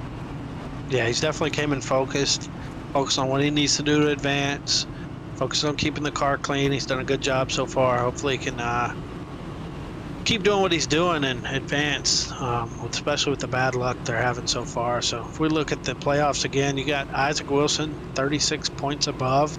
That's going to be a pretty good buffer for him. I'd say for him, all the way down to 8th, 9th with Ullman and Allen. They all have a pretty decent buffer. But when it gets tight, it's Zach White, Zukov, Caleb Hunt, and Reggie Kime. That's where the battles are really going to get crazy, I think, towards the end of this. Even Gillen being 10 points above. Cop Snyder's had a rough night and being 15 behind. It's not looking too good for him, but you never give up. You never know what can happen. So we'll keep an eye on those 4 or 5 guys and see how this plays out. Coming back to the choose here. So we're going to see all these guys pick what line they want. I expect the leader to probably take the top here. And we'll see what 3rd, 4th, 5th, they all decide to do behind them. We're also coming to the end of the stage here in a little bit. So this is going to be an important restart when it comes to track position. It's going to be important to get settled in and make some passes, gain some points on the cut line. Like we said, we got some guys that are cut line guys and just need a good finish here tonight, and some stage points would definitely help their cause. You definitely got to rack up those stage points. And a race like this is really going to help. So we'll see who capitalizes the most right here on this short run at the end of the stage.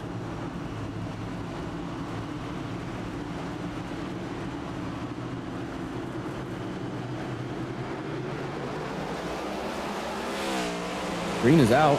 Christian Barnes up in that top lane once again gets a good start, but Wingfield actually, I think he hit him. He might have some front end damage from that hit. That nose looks pushed in a little bit. That might not be good news for him, and Wilson gets around him on that bottom lane. He might be dropping back here. Definitely raised the splitter a little bit on Wingfield's car, which will tend to make the car a little tighter than you'd like. So that's going to move Wilson up to 2nd. We'll see if he has anything for Barnes. We're coming. The stage break is coming up quick here at 250, and Barnes seems to be setting the tone here. Still wrapping the bottom, so he seems pretty comfortable. He seems like he's running a not all-out pace, but a pace that he's just comfortable controlling this field with. So we see a pass on the outside there for Pollock. That's going to put him in 4th above Michael Wade.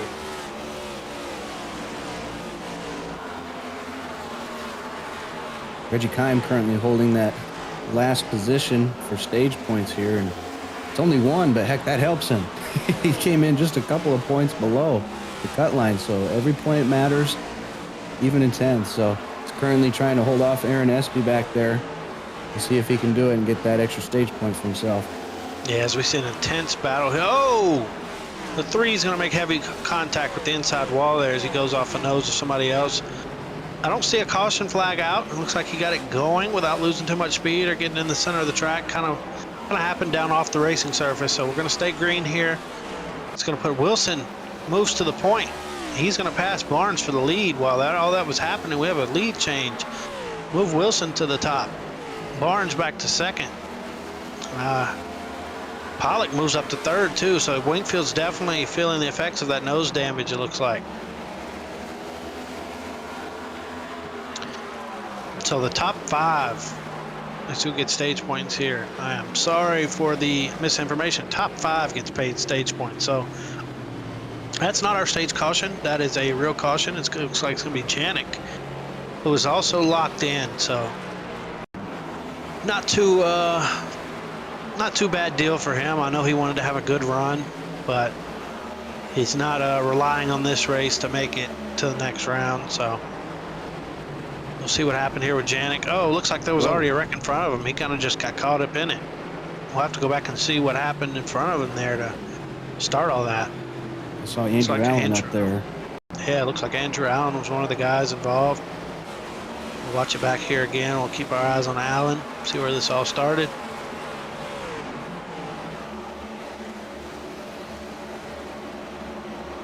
Looks like he gets a little bobble, gets up into the 35 a little bit, just trying to hold on to the race car. And Janik just kind of gets in the back of him while they're stacked up there. He probably just came up on it pretty quick, couldn't avoid it. We'll watch it again here. See Allen come up off the corner. He's going to catch a little bobble and just on the correction, gets a little high, gets kind of hooks himself against the wall there. No huge hits though, so damage shouldn't be too bad, except for Janik got a good piece there, the back bumper of Allen. But no terminal damage, it doesn't seem, for any of these cars off of that wreck, so could have been worse. Seeing Christian Barnes come into the pit lane here, watching him, I don't see any tires going on that car. I'm not sure if we're just trying to flip the stage and save a set. Wingfield, of course, he came in too. He got that front end damage we need to get fixed up. But a little surprised at Christian. It looks like he's still on pit road. I don't know if something happened. There's a pretty long stop going on here for him. Yeah, it looks like he might be just trying to get some of that right front damage fixed too. We'll see if he rolls out or if, yep, he's going to roll out. Gets the right front pop back out. So it looks like he got most, if not all, of his damage repaired. Oh, he did have damage. Yeah, he had some right front damage that he got repaired. I don't see much of a gap. He might have a few more seconds of optionals to get done. I can't really tell. Looks like he got it. He still got a little bit of front nose damage on the right front, so he got most of it fixed. We'll probably see him be able to fix that next caution here at the stage. The stage is going to happen at 2:50, so this is going to be a really short run as we see Isaac Wilson and the Ozzy Osbourne car leading this pack. Right now, car looks pretty clean. He's done a good job staying out of anything tonight, staying out of trouble, and we're going to go one more lap, and then we're going to have a choose. It's going to be a short run here to the stage. Yeah, top 5 get stage points. My bad, not top 10. So we're looking at our top 5. Fifth's currently Derek Jewett. Not in the points battle right now, but behind him, Aaron Espy, Reggie Kime, and Josh McGillen. All three of those guys looking to capitalize on some stage points here to help out their playoff situation. Yeah, Gillen would really like to see some stage points. He's one of those guys that's close to the line and in the battle for that cutoff, so it's interesting to see who's going to get paid out, who took tires possibly there, and it's going to make a charge for it. We'll have to see here in about 5-6 laps to the stage. It's a short run. We see the top 2 take the top, third takes the bottom, the next 2 take the top. So big mover of that choose is going to be the 16. It looks like he moved from 7th or 8th to starting 3rd, basically on the inside, 4th if you want to be technical with the leader being on the outside, but still a big advancement from the 16 choosing that bottom line there. Yeah, that takes him out of stage points into stage points, just off the choose there. So see if he can maintain that. We've seen that bottom line struggle on these restarts. Yeah, we're going to see Isaac Wilson lead us into the restart zone here with Holston on his inside and the 8 car. Coming into the restart zone, we're green here. Isaac Wilson gets a big jump. That's going to pull Pollock along with him. He's going to get clear down into 2nd. Holston's going to be in 3rd. Barry in 4th, and it looks like the 45 is going to take 5th at the moment. We do have a battle for 5th here. 45 side by side with Barry in the 25. It looks like Jewett's going to get the runoff corner. That's going to advance him up to 4th. A lot of fighting going on for the end of this stage here, especially for these points. Wingfield's coming back up too. He's got that damage fixed. He's going to be back on a charge. As you see Ullman working the outside there behind Barry in the 34. He's trying to get some stage points there and capitalize on that 5th position. Back up here to 3rd and 2nd. Pollock, Holston, they're going to battle. We got a battle for 5th, though. I think this is where the craziness will happen. We see the 45 kind of getting the wall. That's going to move the 35 up to 5th. I mean, the 34, I'm sorry, up to 5th. It's 25 of Barry. He's going to be in 4th. Wingfield's going to look. He's not going to get it. Points pay out next lap here. He's going to be side by side with Wingfield coming off turn 2. The 34 gets a good run, though. We'll see if he can hold on at the line. 34's got the top. He's going to have the momentum, and he's going to secure 5th here for the stage. Stage points are going to be paid out to Isaac Wilson, your stage winner. The 93 of Isaac Wilson. Alex Pollock will get 2nd, get paid out some stage points. Holston will get 3rd. He'll get stage points. Barry in 4th and Oman in 5th there for the stage.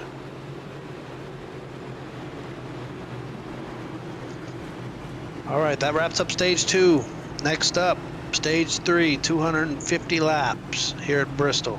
We're going to take a quick commercial break. This is the Black Diamonds Designs Bristol Night Race presented by Precision Speed Solutions. We'll be right back.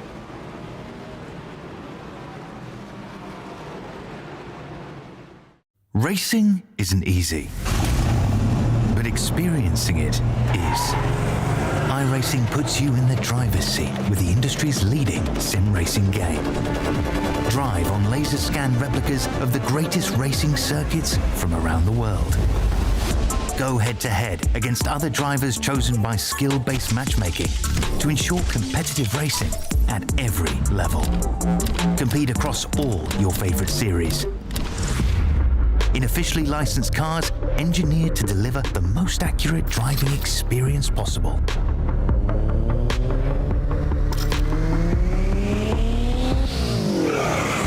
Join a race or host your own with players from across the globe. Race against the computer or in a league with friends. Feel the thrill behind the wheel. Visit iRacing.com.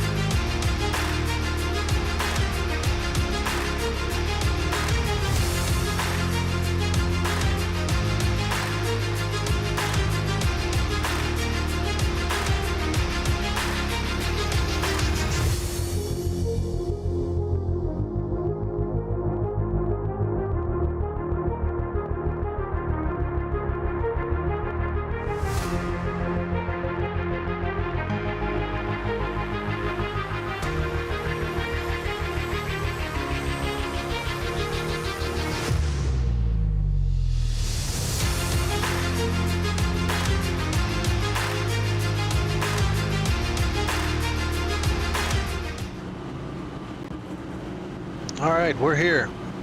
We're back from commercial break for stage 3 in the Mystic Racing League for the Bristol Night Race. John Ullman has assumed the lead. He's going to take the outside. We're going to be rolling towards the restart zone here. He's going to have Wilson on his inside. Green flag is out. 34 gets a good jump. That's going to move him to the point. Rayshawn Wingfield right behind him, ripping the top side. Wilson's on the bottom, side by side for 2nd here. 3 wide for the lead. Oh, the 34 gets up into the fence. That's going to put it back 2 wide. 23 still battling Wilson here. That's Wingfield and Wilson. Wingfield is going to get the runoff 2 and clear for the lead here. Yeah, Ullman actually flipped that stage, hit it on lap 242. You can see just what a few laps of tire advantage can really do for you. He's going to get past again for 3rd there. Christian Barnes coming back up front. And you can see Wingfield didn't take him back long. He wanted the point, and he's back at it. So, yeah, as we have a big pile of cars here for about 5th, 6th, or 10th. That's Jewett, Barry, Wade, Allen, and Holston, they're all put a blanket under him right now. Wade's moving up. He's going to clear Barry back there. Looks like There's Jewett's guys back there. Go ahead, Joey. We found you. Yeah, I'm back. We're here. Great battle for the lead here. 3 cars. They're giving it all they got right now, trying to get the track position they need so they don't get trapped in the dirty air. And longer runs, it's going to make it harder to pass. So, giving all they got right now. That they are. And that's Wilson back to the point here. Wingfield back to second. Barnes back to third. Looks like they're all kind of content with where they're riding here. All in line. Top 4 in line. Ullman's doing pretty good, hanging on to those slightly older tires there in fourth. He's kind of stabilized there. We've got a battle back here between Allen and Barry. Allen's working the inside. Gets a little loose off 4. It's just so hard to wrap that inside and keep it off that top car without it breaking loose off the turn. But he's going to settle back into 8th right there in front of Holston. Trying to stay on top of the point situation here. We don't have live points like they do in the real races. So, and I'm not that good at math, but based on what I've seen tonight, I think a couple of guys after stage 2 there might be all right, like the 93 of Isaac Wilson, 16 of Aaron Espy, even Alex Pollock. Those guys might be okay. And we can see Andrew Allen's really fighting that race car lap after lap off the corner. That thing is super loose. Looks evil to drive. Yeah, he's definitely struggling off the turns here in that Chevy. If he was in a Toyota, he might not have those problems. But, you know, we'll keep it going. Allen's settled back into 9th here behind Holston, gets past there. He just needs to cool those tires off a little bit, and I think he'll be right back in this fight. To go back on that Toyota conversation, if he was in a Toyota, he'd be wrecked right now. So now that he's in a Chevy that's got more endurance, I think he's going to be pretty good. Well, Joey's back. We super found him. Hope the concession stand was worth it, buddy, but great to have you back here in the booth for the most exciting part of this race, stage 3. Longest stint so far. You're going to have pit strategy come into play. Looking at the points right now, I think the race is really between your bottom few drivers, Joshua Gillen, Zach White, Alan Zukoff, Caleb Hunt, Reggie Kime. I think those guys are where you want to keep your focus on, locking themselves into the next round. Yeah, as we cut back to an onboard here for the lead here. These 3 have broken away from the field. That's going to be a Ford leading, Toyota second, Chevy third of those 3. But Rayshawn Wingfield, he's been pushing all night. He's I think it's kind of hurting him in a way. He's heating up the tires, I think, worse than these other guys. He just seems a little more unstable, a little more aggressive behind the wheel. Wilson's been putting down a pretty smooth line. Haven't seen many slip-ups or bobbles from him, so Wilson definitely has speed. It's just going to be about him keeping the tires under him. So we see Michael Wade slam the wall off 4, but it didn't take away from his speed. He's still getting after it there. He's trying to go for 4th on Jewett. Got shadows of Dale Sr. out there in that 3 machine tonight. He'll run it straight off the wall. Haven't seen him rattle anybody's cage yet, but I'll keep my eye on that to see if he can get it done tonight in that good wrench machine. Yeah, as we saw right there, Wingfield kind of took a glance at taking the lead there from Allen, but Allen was able to power back on the top.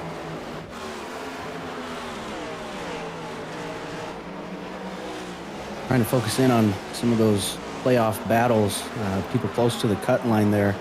Zach White, he's currently in 12th. He's had an okay night. He's kind of been hovering around this area. He almost went a lap down that one time, got saved by that yellow, and he's probably thankful that he did. Reggie Kime, he did drop back a few spots, back down to 14th, and right behind him is Joshua Gillen. So that playoff spot is tightening up. These are going to be good battles to the end of the race here.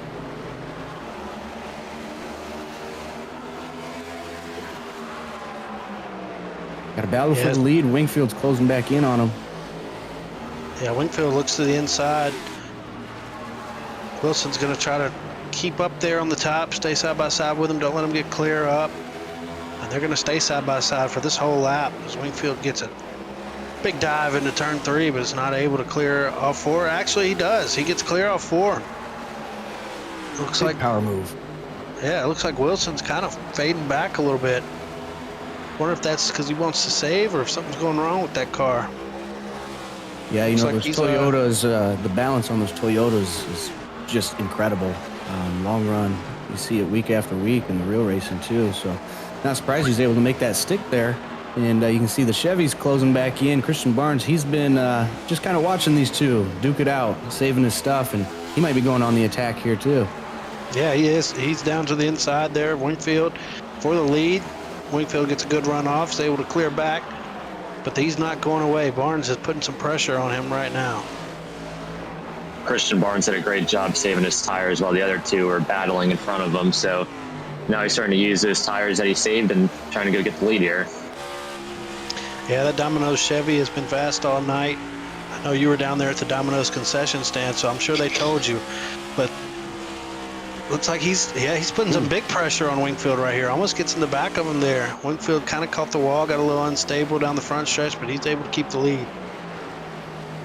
I don't know if these two are buddies or not. This is my first time tuning in to watch this. I don't know. They've been racing each other clean all night, but it doesn't matter. If you want the W, like I said, how bad do you want it? If you do pay attention, he might move them. Yeah, when push comes to shove, you got to get elbows out, especially at Bristol. There's not much room to make a move on a guy that doesn't want you to make a move on him. Sometimes contact is included on a pass here at Bristol. So we'll see later in this race how bad they want it. These guys are both locked in. They don't have none to lose, but they have points to gain, playoff points to gain. So I'm sure they wouldn't mind getting those elbows out. As we go back here around the 8th, 9th, 10th spot, you got Barry, Pollock, Allen, Ullman right in front of them. This is the tightest battle on track right now.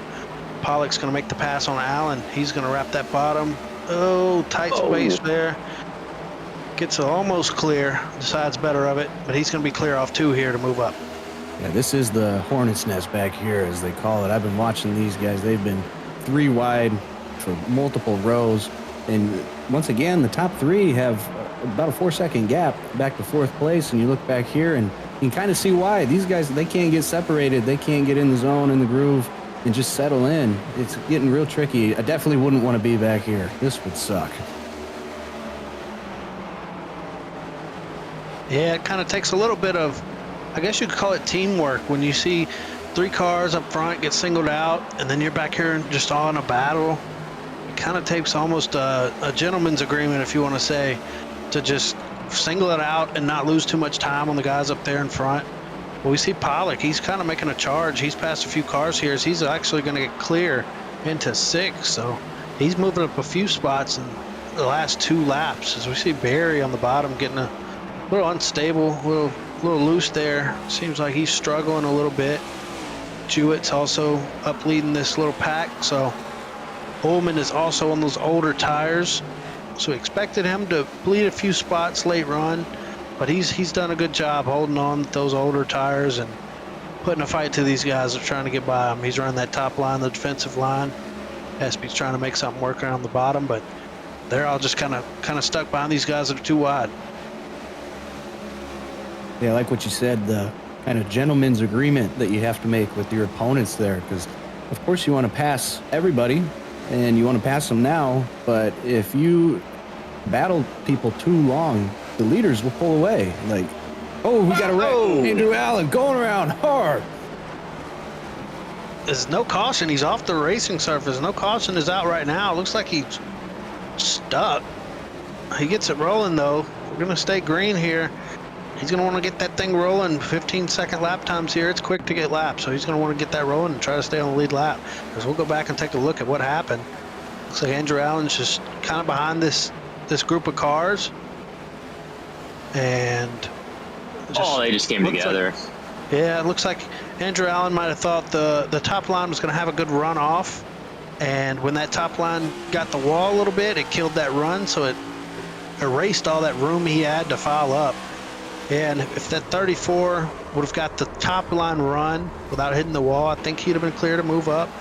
But Andrew Allen just kind of didn't look like he expected 34 to clip the wall there, and that put him in a bad spot, and that's actually going to put him a lap down. So unfortunate circumstances there for Allen. You see Pollock working by him. Back to these two who are very close to the cut line, both of them, Kime, Gillen. They've been getting the best out of their races. getting the best results they can possible. And Kime is going to just let him go, file in, keep his car safe. Probably a smart move there for Kime. Still a tight battle for the lead here. Yeah, we had a lead change, it looks like. Wingfield's going to assume the point. Actually, Barnes is still hounding him. He has been for multiple laps. No lead change yet, but Barnes is not fading away. He's not falling back. He's just waiting on Wingfield to make one mistake here, and he's ready to capitalize on it. As Wilson's kind of faded back from them. Probably want some clean air, possibly, or maybe use his stuff a little more than he wanted to.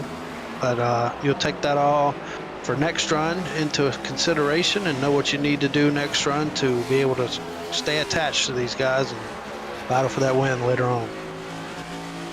Holston got around Michael Wade for fourth, and checking Michael Wade's lap times, he's starting to fall off a bit. He might have used up too much of his stuff. Looks like he's actually under attack for fifth place now too, so great example of how you got to manage your tires there. He might have burned his stuff up a little too soon, starting to fall back.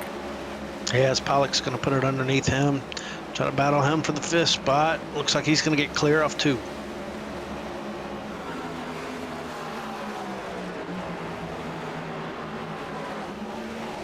It's getting tight for 10th place. Between lap cars and racing for position. Getting messy back here. Getting into the nitty gritty. That we are. We see a bunch of lap cars mixed in with lead lap cars. Ritter has gotten himself back on the lead lap. Still has a little bit of damage, but I don't think he used his fast repair yet.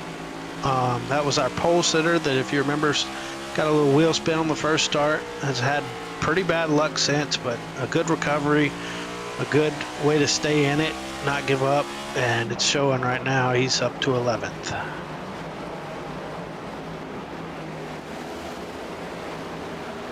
So we look like we got a few guys that are in danger of going a lap down here. That's going to be Gillen and Kime. They do not want to go a lap down. The leaders are coming up on them quick.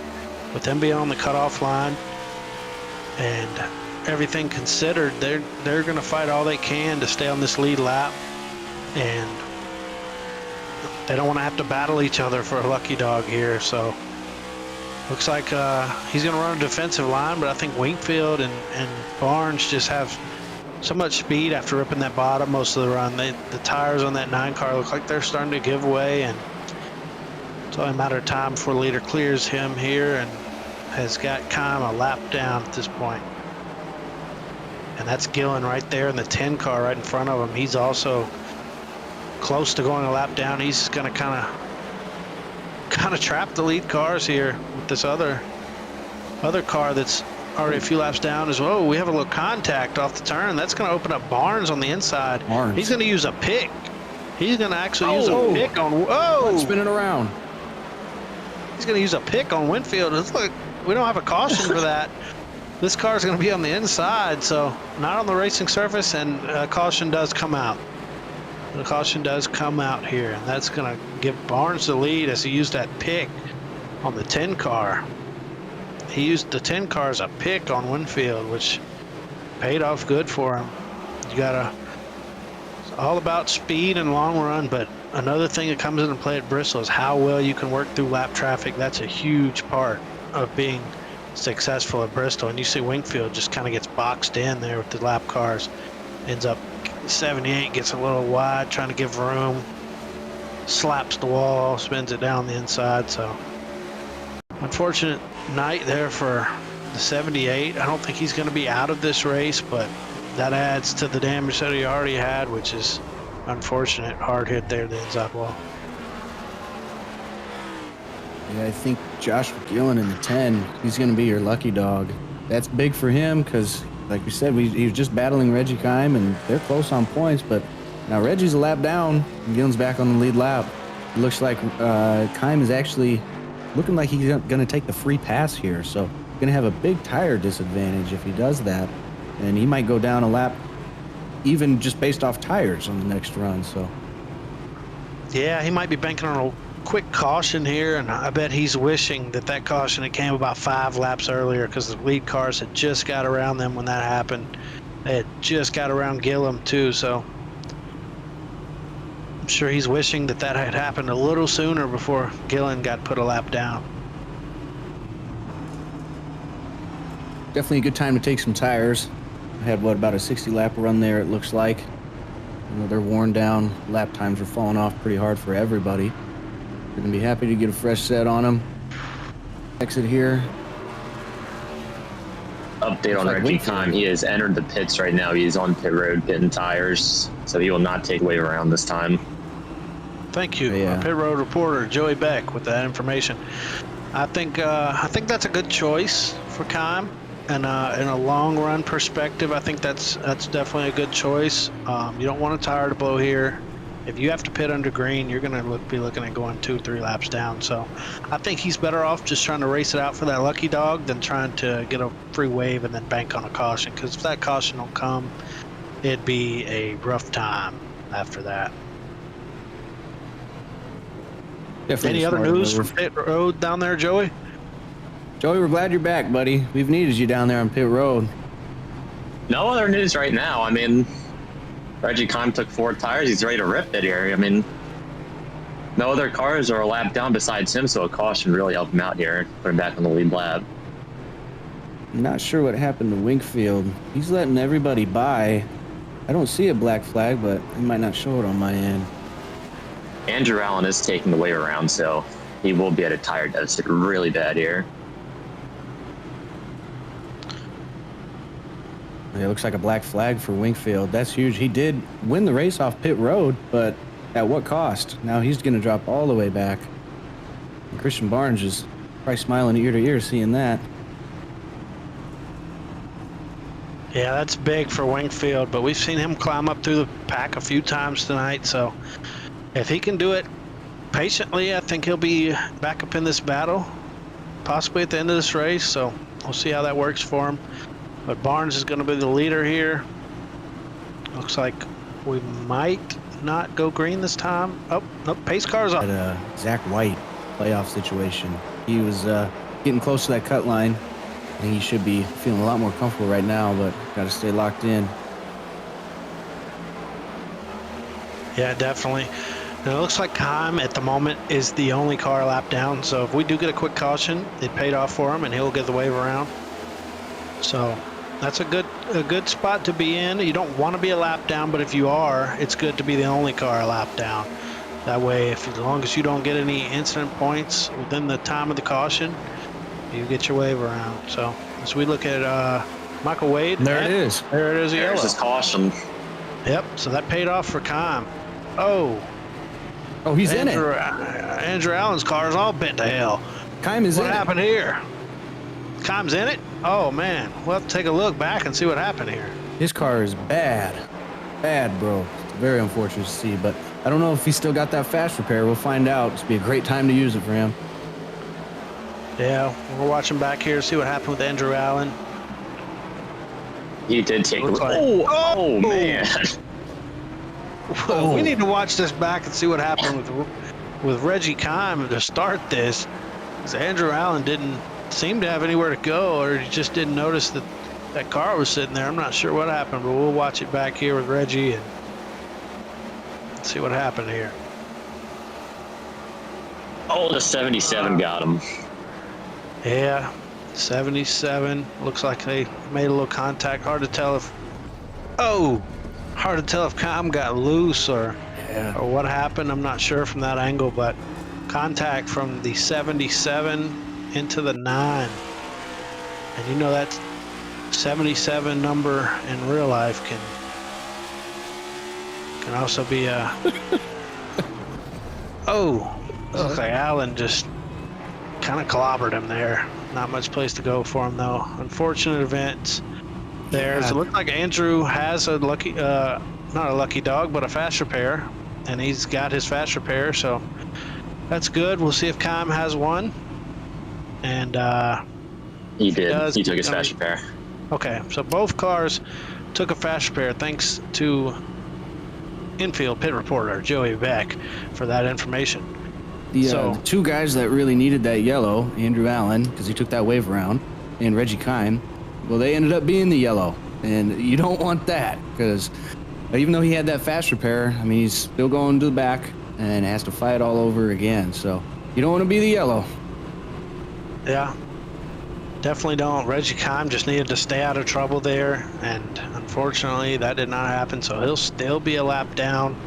He'll be hoping on another quick yellow here and to get back on the lead lap and capitalize as much as he can on the points battle and maximize his day. Gillen's going to be happy to see that.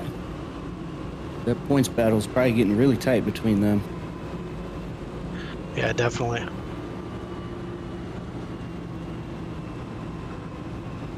The lights are on tonight. How you feeling, Joey? I feel great, man. Hope you got enough to eat down there at the concession stand. We missed you for the first half of the race, but... Yeah, plot twist. I didn't go to the concession stand. I went to Chili's. Got myself a triple dipper from Chili's. It was pretty good. Okay. He did all that and didn't bring us any. All right. Anyway. As we have the choose cone. The choose cone there, and you see everybody take the top or bottom. We have our leader. He's going to take the bottom. That's not been the popular choice tonight, but it seems like anywhere the leader starts, they're able to fire off pretty good. So we'll see if Barnes can continue that trend. He's got Wilson on his outside, Holston behind him. We're going to roll into the restart zone. And green flag is out in the air.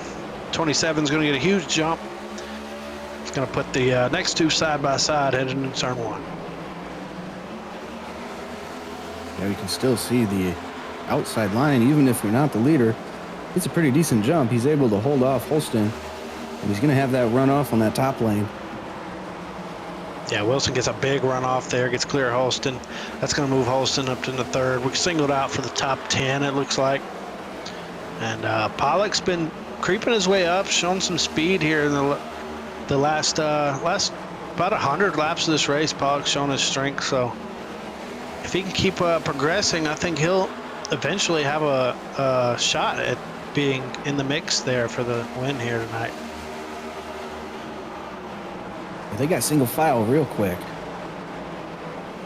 Yeah, Holston's also a guy that's tonight's just been moving up and down through the field, but has shown his speed by the way he's able to get back through the field when he does go to cycle back in the pack, and then finds his way back up here time and time again. So got a side-by-side battle with the 1377. It's gonna move back single file pretty quick here, but there goes the 10 looking to the top side of the 77 of white. That's Gillen looking to the top side. We have two cars that are lapped down now. That's Allen and Kime. Kime just passed him for the lucky dog, so keep your eye on those two cars. 14. Contact on the front. Oh, it looks like SP. Oh, Coughs in it late. Oh, Kime hit him again too. Oh, that's unfortunate. He was on the Just took a fast repair. He had just gotten the lucky dog spot as well. That's not what you want to see for Kime, who is having a great run tonight, been putting a good points night in. Let's see what happened here. Looks like it happened. Looks like there was a little stack up with the Barry. And let's see what Kime saw here on board. Oh! Hey, hit the brake, but it didn't stop. Yeah, take some big damage to the left front. You can see the toes knocked out. Pretty big there, so that's really unfortunate for Kime. He's going to be banking on other guys having bad luck along with him, I think. But we'll look back with originally what happened with this wreck. Looks like there was a stack up in front of the 16 with the 3 and the 25, it looks like, and the 16 checked up. Oh, we have the 7 pile. Oh! Ooh! Man, that's a hard hit. Hope Reggie's okay, man. And we have, looks like we had a stack up with the 25 and 3. We're on board for Jack's car here. Let's see what he saw through this. Well, he saw a hole. He went for it. It closed up. And, Making out with the wall there a little bit. He didn't see much of a brake pedal there, that's for sure, but he saw some other stuff. Let's see. Oh, what a view we got here. Yeah, looks like the 325 get together. 16 checks up, 34 gets in the rear of the 16 after he checked up, and it's just kind of unfortunate that the 16 and the 34 get the worst end of that. They were kind of just trying to be safe and avoid that, and it ended up being unsafe to avoid that. So I think they would have been a little better off without the contact after the initial wreck, but that's all part of it. Ain't it, Joey? Yep. Thanks, Joey, for your incredible input. We've got our leaders all staying out. No tires yet. That was a pretty quick caution that we got there. So we got a heat cycle on them, so got to be careful on the restarts again. Seen some guys already spin their tires already. Yeah, and like we mentioned multiple times tonight, Barnes is locked in. Wilson is basically locked in. He's sitting fourth, well above the cut line. So I think with his stage points he scored tonight, he's basically locked in as well. But yeah, these guys are gonna get after it. They're going for wins. They're going for playoff points and trophies at this point, being locked in. So we see Barnes take the outside, Wilson take the outside, Pollock takes the outside, and we get Holston moving up to the front row on the inside. So we'll see if he's able to get a good jump down the inside. I'm not sure that we've seen the leader all night just get a huge launch, but we'll see if Holston's able to minimize that launch he gets and maintain second or third maybe as we roll into turn 3 and head to the restart zone. Blaine, give us the call here. Check out the bottom of row 2. Seen that guy up here pretty much all night. Got a penalty and he's back in it. But we're coming to the green this time. Christian Barnes going to lead him away.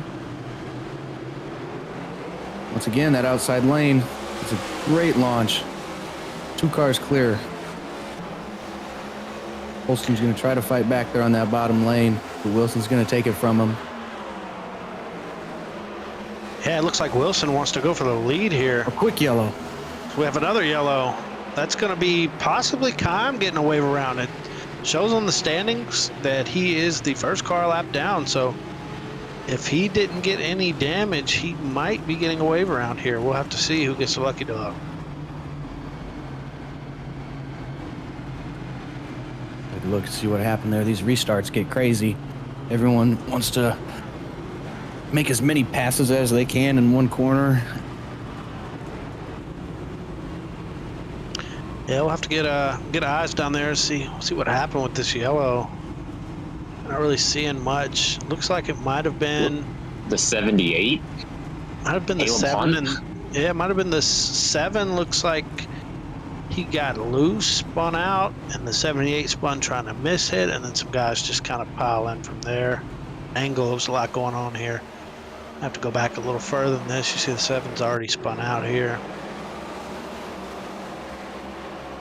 So we got to restart. This is through the restart zone.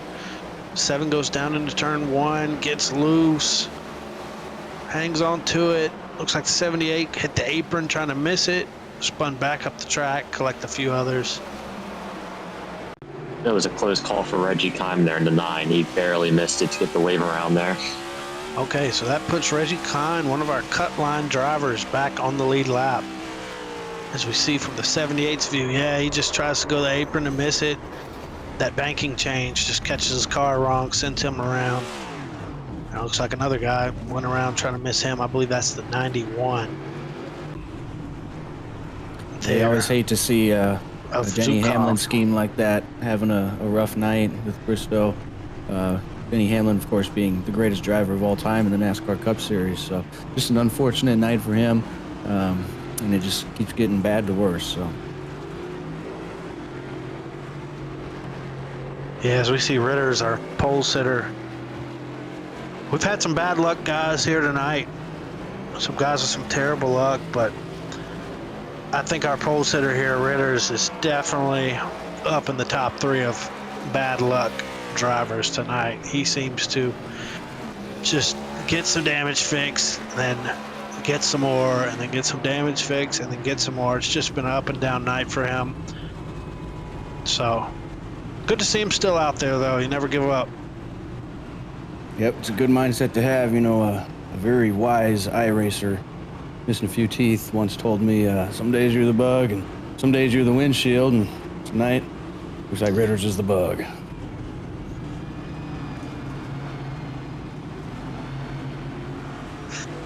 That is correct. Some nights you are the bug, some nights you are the windshield. Tonight he might have been both. Yeah, he very well might have been both tonight at some point. We've had a bunch of bugs and windshields tonight, so. But we're going to be rolling back to the restart zone here. We're heading into 3. Joey, you want to give us the call here? 10-4. The pace car is going to make the hard left turn here. The 27 is going to lead them to green. Then the restart zone, green flag. Not a good start on the outside as the 8 car of Holston got a good start. He might be clear on second here. Oh, Isaac Wilson. Big loose. Up into the wall. Yeah, that was a big bobble.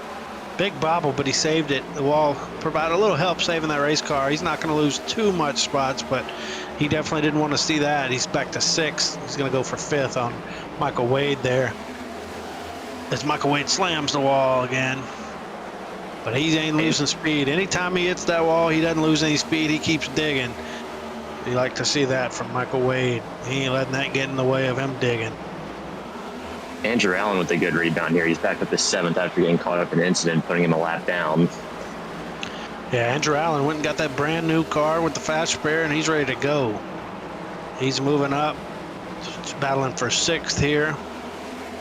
I think he was waiting until the later portion of this race to use that fast repair, and now he's got it, and he's ready to go.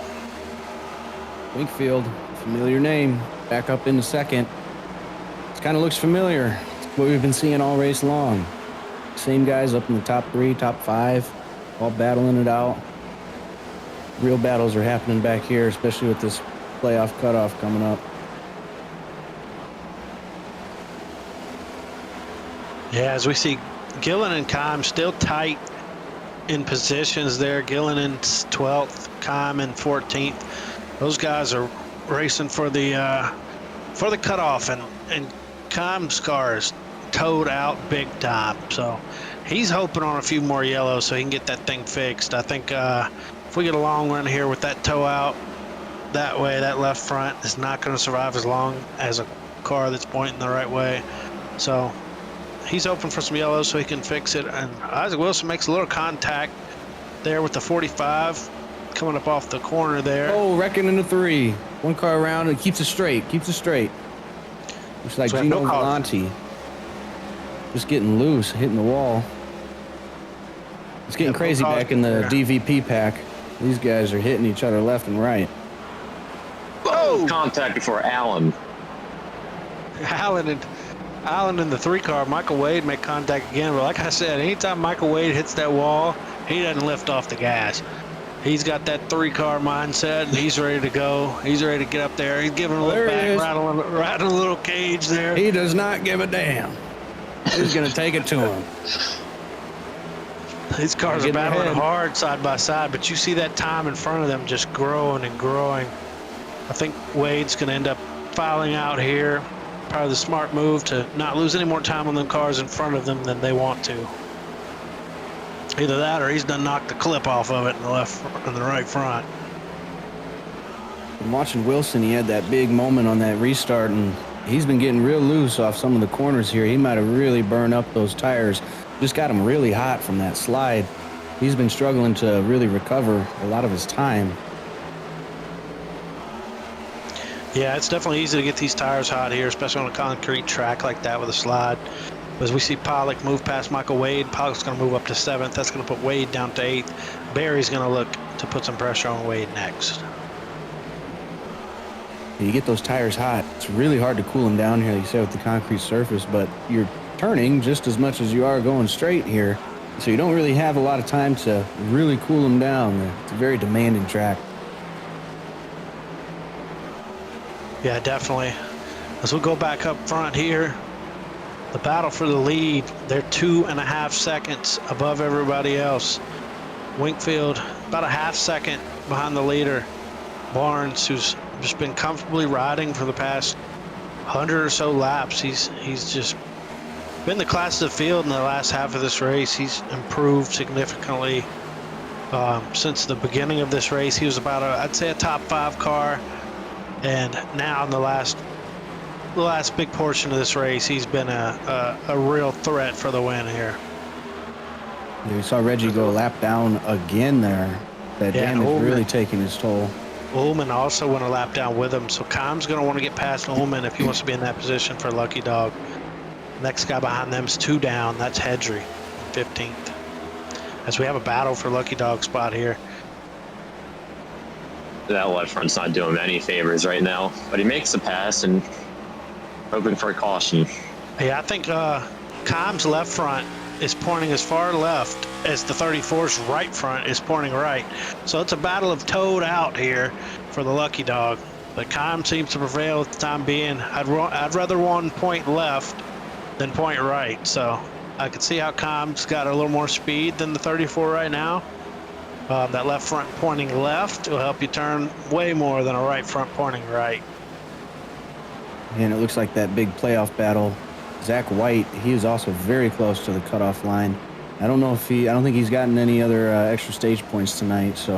But he's the last car on the lead lap currently, and he's pretty much, actually, they're all right next to each other. Zach White is 11th, Gillen is 12th, and Kime is 13th. So that playoff cutoff line is getting very, very close. Yeah, and then Gillen actually just went a lap down too, so that's going to take away the Lucky Dog from Kime. If the caution was to come out right now, Kime would not be in the Lucky Dog spot, and that's not where you want to be. Gillen being one of those cars he's battling. Kime's, I think, just holding on with what he has right now with that car being that damaged. Doing a good job staying in the fight. Looks like White also and Ritters possibly are a threat to go a lap down here very soon as well.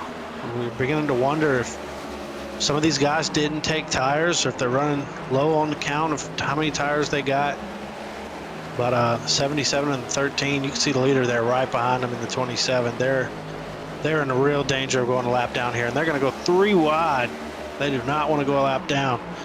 It's going to put the 77 a lap down already. There goes the leader, 27 to the outside. He's going to get to the outside of the 13. And yep, it's only a matter of time. They're both going to be a lap down. That's going to put Gillen and Kime back in the running order for Lucky Dog. You see the 78 bounce off the wall a little bit there. I'm going to make a bet here. How many cars finish on the lead lap? I'm going to say the top 5 finish on the lead lap. I'm going to pick the over and go 6.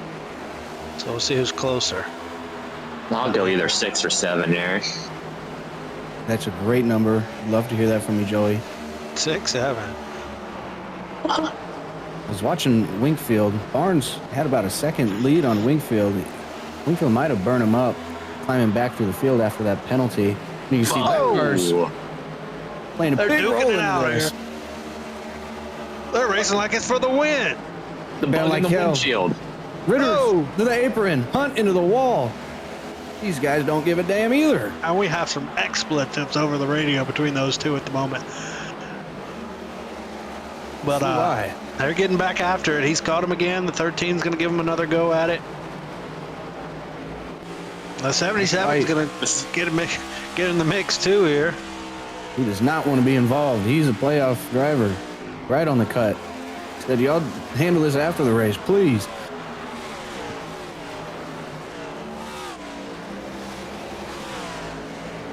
Oh, he spins him. Hunt took him out. That's going to be a big caution here. Damn. That was something there. We can't say we didn't see that coming, but that's why we had the camera on him. We were able to bring that to you live, so we'll take a replay, though, and let everybody see what happened again. Let's see. It looks like we'll go on board with Hunt here. Hunt is also 12 laps down. That car is pushing. You see it tight. Oh, he just never, doesn't look like he ever straightened the wheel out there. Corner ended, but he kept turning. You'd hate to see that. Yeah. Yeah, that's unfortunate. That's going to mix up our lead lap battle here. Yeah, that thing cranked. 13 is not going to be happy after that. They already weren't happy before that, but I don't think they're going to be happy after that. But coming into pit, we got our leaders all coming down. We'll take it down to our pit road reporter, Joey Beck.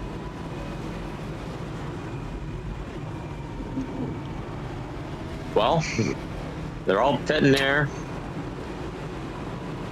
Indeed they are, Joey.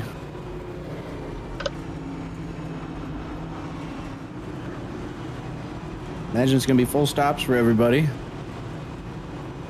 I have no idea what the fuel window is here, if we can make it from here or not. I got about 120 left. Oh, look at those guys in the overalls on that pit box. Oh, that's an interesting suit choice there. That's a blue-collar team right there. Got the chest hairs blowing in the wind. They're ready to go. As we see a race off pit road here, the 27. 27 is going to beat the 23 off pit road. We'll see if we have any black flags after that. Our pit road reporter, Joey Beck, will keep us posted. No penalties for either driver here, so they all took 4 tires and gas and ready to rip this restart. Going for it here. It's crunch time. Yeah, it looks like our lucky dog here is either going to be Gillen. Gillen gets the lucky dog, it looks like. So that's going to put Gillen back on the lead lap, I think. Possibly, yeah, because the 77 was... Oh, the 77 stayed out. He's the leader now, so... He was just making a big move. Yeah, he was just in jeopardy of going a lap down, and he's moved from there to the lead. So we'll see how this restart goes. If he decides not to pit here, those tires are definitely got some age on them compared to the guys behind him. So we'll see if he's able to get some traction on this restart. I'm not the biggest fan of that unless he's completely out of tires. He's almost 70 lap holder tires here. I don't know if this is going to end well, but we'll see if he can hold on for anything. Oh, he might be pitting here. And it sounds like race control decides to park the 78 after that wreck. So, yeah, not what you want to see out there. Not what you want to see out there. So, Bristol can definitely bring the frustration out of drivers, and I think you saw that on the last one.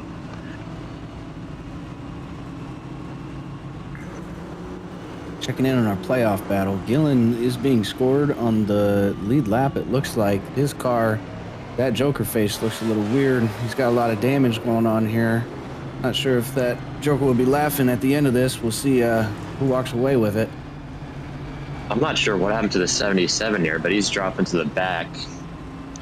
Yeah, the 77's moving to the rear.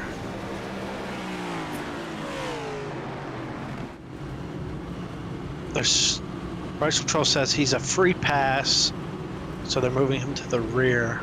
But the 10 also got a free pass, so I'm not quite sure what's going on there, but those cars are both on the lead lap now, so they're good to go. 77's going to be on a little older tires, and the 77 is, but we're rolling into the restart zone here. We got Barnes on the top. He's going to get a good jump. The bottom line just gets stacked up there. That's going to pull Rayshawn with him. He's going to look to the inside in turn 2. Wingfield looking to take the lead here. The restart's being reviewed right now. Not sure what for exactly. We'll wait to hear back on more of that. But Barnes going to clear him on that top lane. Looks like Wingfield, he's got those fresh tires now instead of that burnt upset he was on, and he wants the lead back. He's going to take it to Barnes. Yeah, and he takes the bottom there, and that's going to open the top up for Wingfield. Wingfield's going to take the top. He's going to look to rip on that top line and try to get clear. The momentum up there, especially on new tires, is just so heavy. He's going to get clear down in turn 3. Restart is deemed all good, so no penalties or nothing on that restart. It was under review, but it's all clear now. It's deemed all good, so we're racing here. Winkfield still got the lead in that Busch Light Apple Toyota, followed by Barnes and the Domino's Chevy behind him. There's Rayshawn Winkfield. That's not last week, but the week before's winner, so he's locked in. Barnes is locked in. Wilson is basically locked in as well. Janik down there in 21st, he was locked in coming into this race. So these guys are throwing caution to the wind. They're going for the checkered flag here. Looking back at our playoff battle, Gillen, with the crazy damage that he's got on the front of that Ford, he is pulling away from Zach White, who is really struggling on those super old tires there. So, and then Reggie Kime, he's still a lap down, still has damage too. Currently not in the free pass position. I'm real curious to see how this points battle is all going to play out here. Yeah, I think with the tire disadvantage that White's on, it's going to be a matter of time before these leaders get to him. Unless we get a quick caution here. He's already 10 seconds off of our leader here, and as time is growing. Our other cutoff driver, haven't mentioned too much, is Alan Zukov. He's been multiple laps down for majority of the race, currently 16th, 10 laps down, and he just came in just 1 point above the cut line. Yeah, that's a good point there, Blaine. He's 1 point above the cutoff, but he is above 1 point above Caleb Hunt, who just got ejected, and Kime, who is right in front of him. So he has, at the time being, he's still where he needs to be to advance, depending on stage points and other stuff like that. But if we're going off just the finish points, Zukov is still in a position he needs to be in to advance, I think, here. That's why you never, ever give up. Correct. This all plays out for him. Nobody should ever give up again. Why would you? Yeah, and Gillen's sitting pretty good. I think he came in tonight 10 points above the cutoff. Zach White's 4 points above. And they're in positions now up there in 10th and 11th. They're above the cars behind them, so they're sitting pretty safe at the moment. They just need to keep the car clean, stay in the race here, and they should be in good spots where they're at to move on. The tight battle is going to be between Zukov and Kime, I think. But as they sit now, it looks like Zukov might have an edge on him, just being one spot behind him there.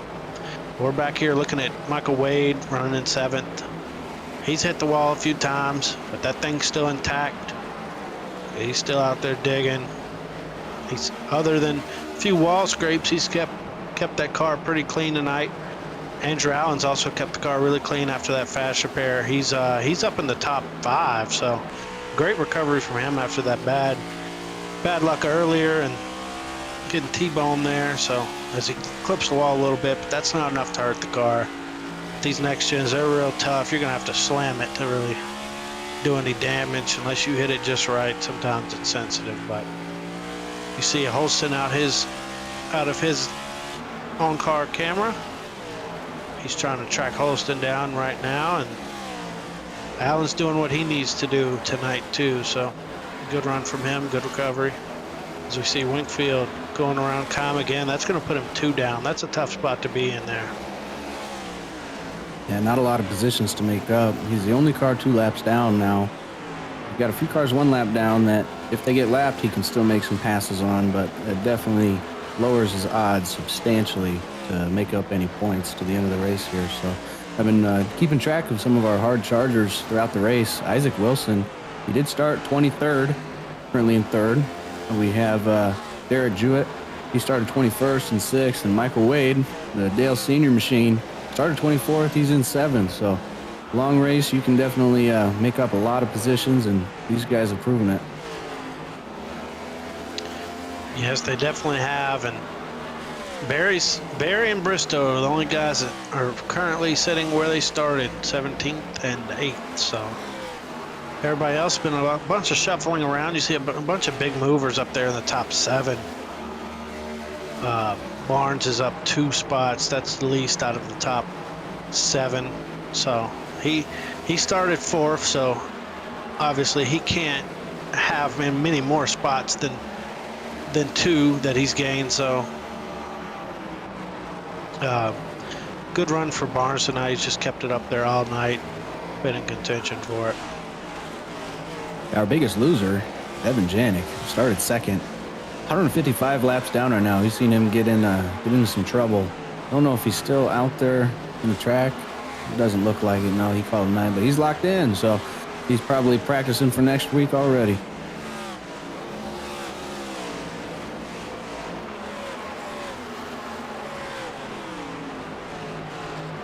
Yeah, as we see him coming up on some more lap cars here, that's Gillen. Gillen, he's 1 lap down currently. Looks like the 25 is going to try to use that lap car to his advantage, but he almost picked himself there as it puts Alex Pollock on the inside of him. They're going to be 3 wide. 3 wide. Oh, there it goes. Very wide. Gillen in the wall. Yep. Ullman squeezed his nose in there, and everything went to hell after that. Yeah, Ullman definitely was involved too. 3 wide off the corner at Bristol is a very hard thing to do and make work. So when you go 3 wide off the corner here, it's definitely bound for something like this to happen. Because we'll get this big jumbotron out of the way so we can see this wreck. Got him coming off the corner. He's just trying to give the 10 some room, and it looks like he got a little loose. Andy Berry, that is, got a little loose, and we'll watch it back here again. Ullman was just trying to follow through on the bottom.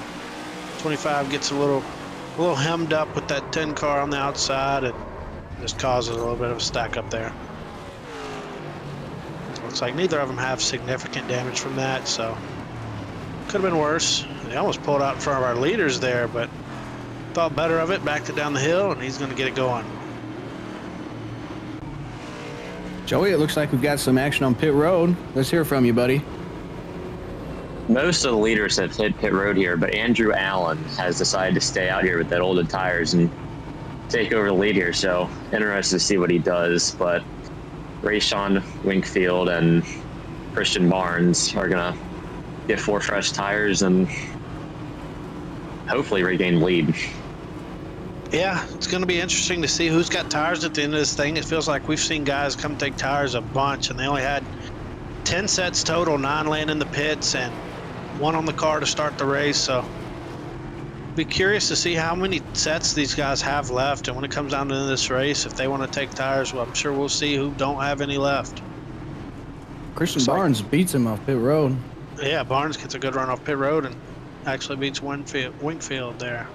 It's really gonna Andrew Allen here moving to the point. Yeah, it's gonna depend on where Allen chooses, who starts behind him. You do not want to be behind Andrew Allen right now with those older tires. Yeah, Andrew Allen assumes the lead here, and he's gonna hopefully get a good launch. It's gonna be hard to keep those tires from spinning on the restart, but second gear start probably would be the safe option here. But good looking car for Allen there, that Precision Speed Solutions Chevrolet.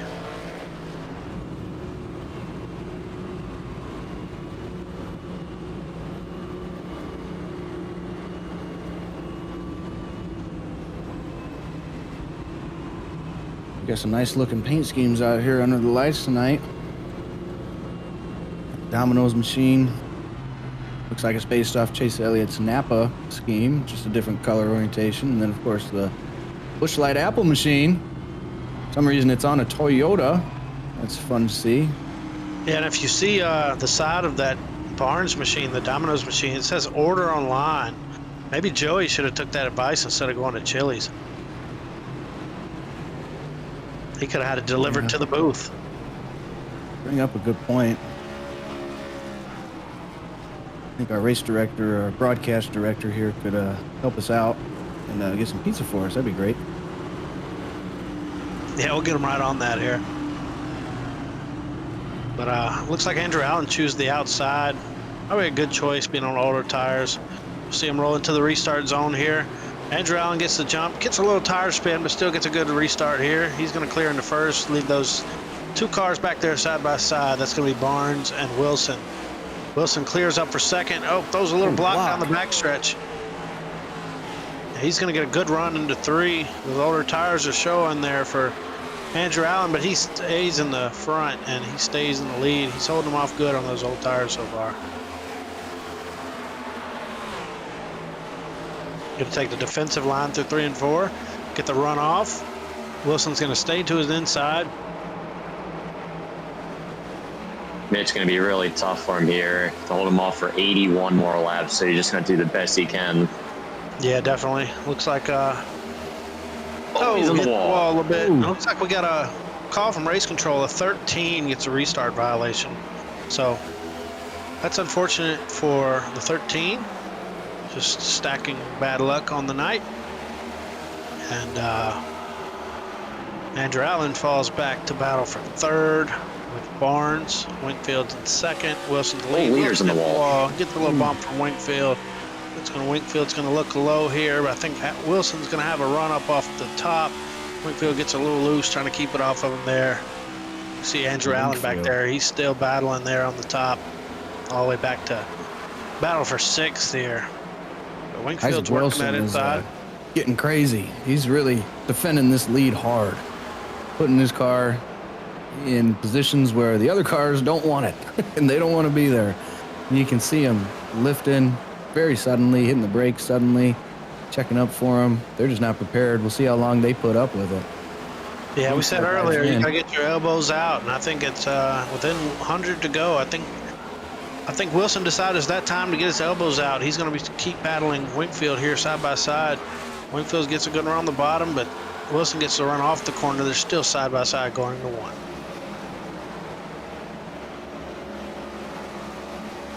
Looking back at our playoff battle, Zach White did get back on the lead lap at yellow.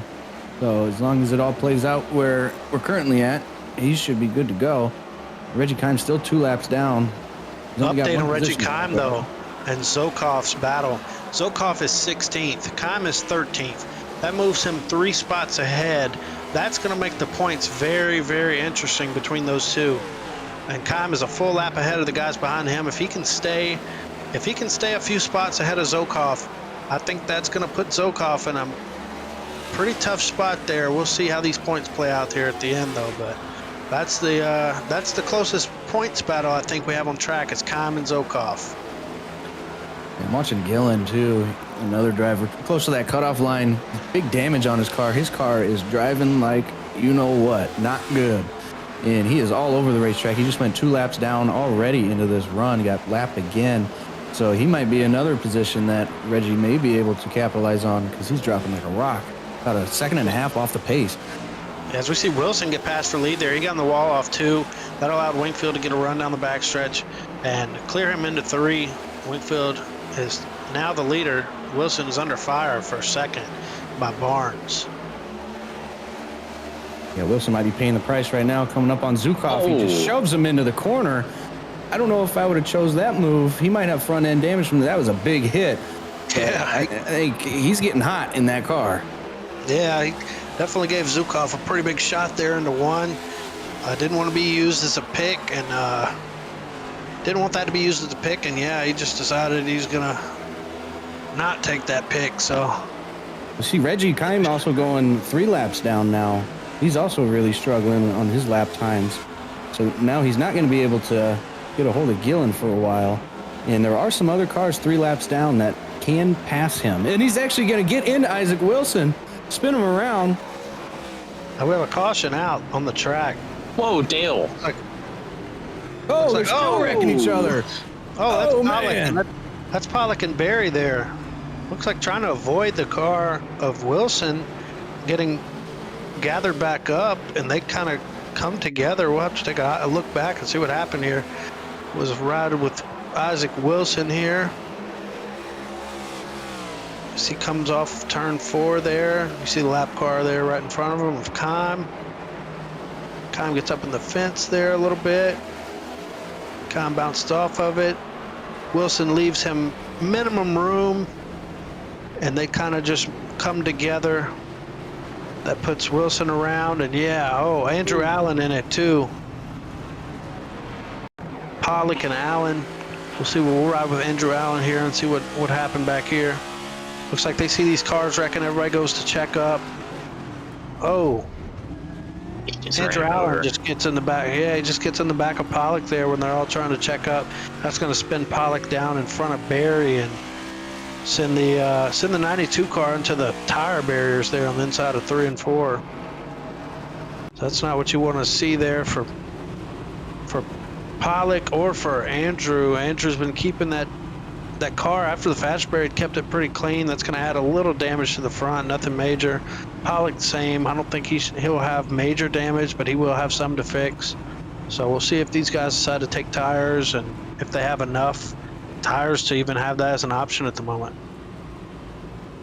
Yeah, and these guys better be careful. I mean, with their cars not getting too much damage to where they have to go multiple laps down. I mean, I don't have live points available, and we think they should be pretty okay with the stage results that some of them have had. But you can still ruin your race here, and it just takes one incident, and you can have too much damage, you're done. And then you're going 60-some laps down. Yeah, we'll check with our pit road reporter here, Joey. Let us know if anybody's going a lap down taking damage, or if everybody got off good. Andrew Allen looks like his car actually looks pretty good. It looks like he might have got all of his damage fixed. He's back out there. Not sure if he went a lap down or not. Shows he is on the lead lap, so that's good for him. Andrew Zukov is in the pits going laps down. Other than that, that's pretty much it. Almost contact entering pit road between Reggie Kime and Allen. Yeah, Alan Zukov, he's back one spot behind Reggie Kime, so that's the point battle that's brewing right now for the cutoff is Reggie Kime and Alan Zukov, and now Kime has dropped down to the tail end of that lap. That's 3 laps down. Those guys, Ullman, Toby Ritters, and Reggie Kime, they're all 3 down. If Reggie could get in front of 2 more cars, I think he advances, if my math is right. But if he finishes only 1 spot in front of Zukov, I think Zukov gets it. So that's what to keep an eye on for that cutoff right there. But we're doubled up here. We're ready to come back to the restart zone. It's going to be Winkfield leading us here. It's going to be Holston to the inside in the 8 machine, and we got Barnes right here behind Winkfield.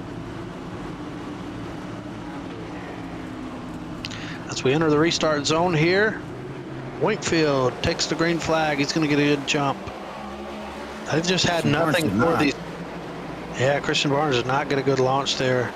He's going to have a good run. Let's see if he can get to the outside. He can.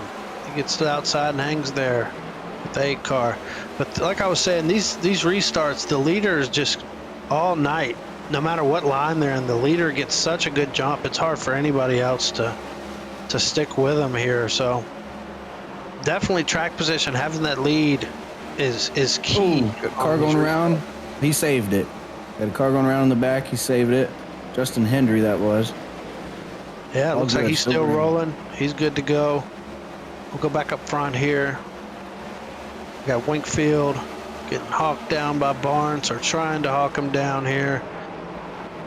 These cars have both had speed all night, and they've traded that lead back and forth all night. As we see Pollock, he's back to the top 5. He gets around Michael Wade in the 3. Good recovery already from Pollock there after that spin into the tire barriers and inside of 3 and 4. He's recovered. He's back in the top 5. He's about, I want to say, where he was when it happened. So no harm, no foul there. He's good to go. He's ready to get back up in the mix. There's only 9 cars on the lead lap right now. And so if you get into an incident and it's not a terrible one, it might not be the worst thing to ever happen to you. If you stay on that lead lap, you're just guaranteed a top 10. Yeah, we have another update on this points battle. Kime is now 4 down. The guys in front of him, the 2 guys in front of him that he needs the spots, they're 3 down. So he needs a whole extra lap compared to those guys. Him and Zukov are 15th and 16th. Zukov 16th. Kime 15th. Kime needs 2 spots to get that ground made up for the cut line, it looks like. And being a whole lap down from the guys in front of you, that's not a good spot to be in. He's going to hope for some bad luck with some of these other guys that are in front of him. Yeah, 91 Alan Zukov, his only competition was Casey Bristow, who was about 8 laps behind him, and he just disconnected from the session. So Zukov, at the moment, he's not going to be able to lose any spots from where he's at in 16th. So Reggie has to make up some ground. Oh, the leader Correct. just popped the wall out of turn 4. Yeah, That lets got the wall Barnes go pretty to his heavy there. inside. Yep, that gets Barnes closed up on him. That's a normal sight all night. Just Wingfield and Barnes nose to tail battling for this lead. We see Barnes looking down to the inside, but that top side run just gives Wingfield the lead again, able to clear down into 3 and 4. Wingfield gets looped off 4 again. I think Barnes is putting some pressure on him here. He's got Wingfield pushing that car. Yeah, he's packing air every corner, every chance he can get, staying as close as he can to that back bumper. Really getting into Wingfield's head, it looks like, making him make the mistake. Yeah, and Wingfield, you see ripping that top side. Barnes sticking to the bottom side. I think a long run, if Wingfield decides to keep ripping that top, I think his tires are going to fade a little quicker than Barnes, depending on how hard they're both running that line. But I know the top side line definitely wears tires quicker here. As you see Barnes doing all he can to try to get to the inside there. He wants that lead. About the only battle going on right now is for the lead here. Everyone else is in line currently. Isaac Wilson is back up to 4th. After that Something seems to happen to Pollock. He was just 5th. Now he's 11 seconds behind the leader back in 9th. So I'm not sure what happened with Pollock, but he's had something go on. We'll have to get our pit road reporter down there to see what happened. As we check Pollock right here and see what happened. Oh, contact with Derek. Yeah, contact. The 45 spins Pollock around. He gets it going and doesn't go a lap down. So he's banking on a caution at this point, but that's not gonna help the tires by any means. So tough luck there for Pollock to get looped around there. Just a racing deal it looked like though. As we see Wingfield still ripping the top. Barnes still putting pressure on him running that bottom line. I think if we have a long green run here, Wingfield's gonna pay the price of running that top line so hard, but time will tell. Maybe he's conserving more than we think. The only 16 cars on the track currently out of the 24 that started, so lap traffic is going to get thinner and thinner, and it's just going to be kind of an all-out brawl for the most part between these two. Barnes is he's got to the inside. They've been side by side for about a lap now. He's still hanging on that inside there, kind of forcing Wingfield to rip that top, use those tires up. We've seen Wingfield get in the wall a few times, but it settles back out here. They file back out. Barnes back to 2nd, Wingfield back to the lead.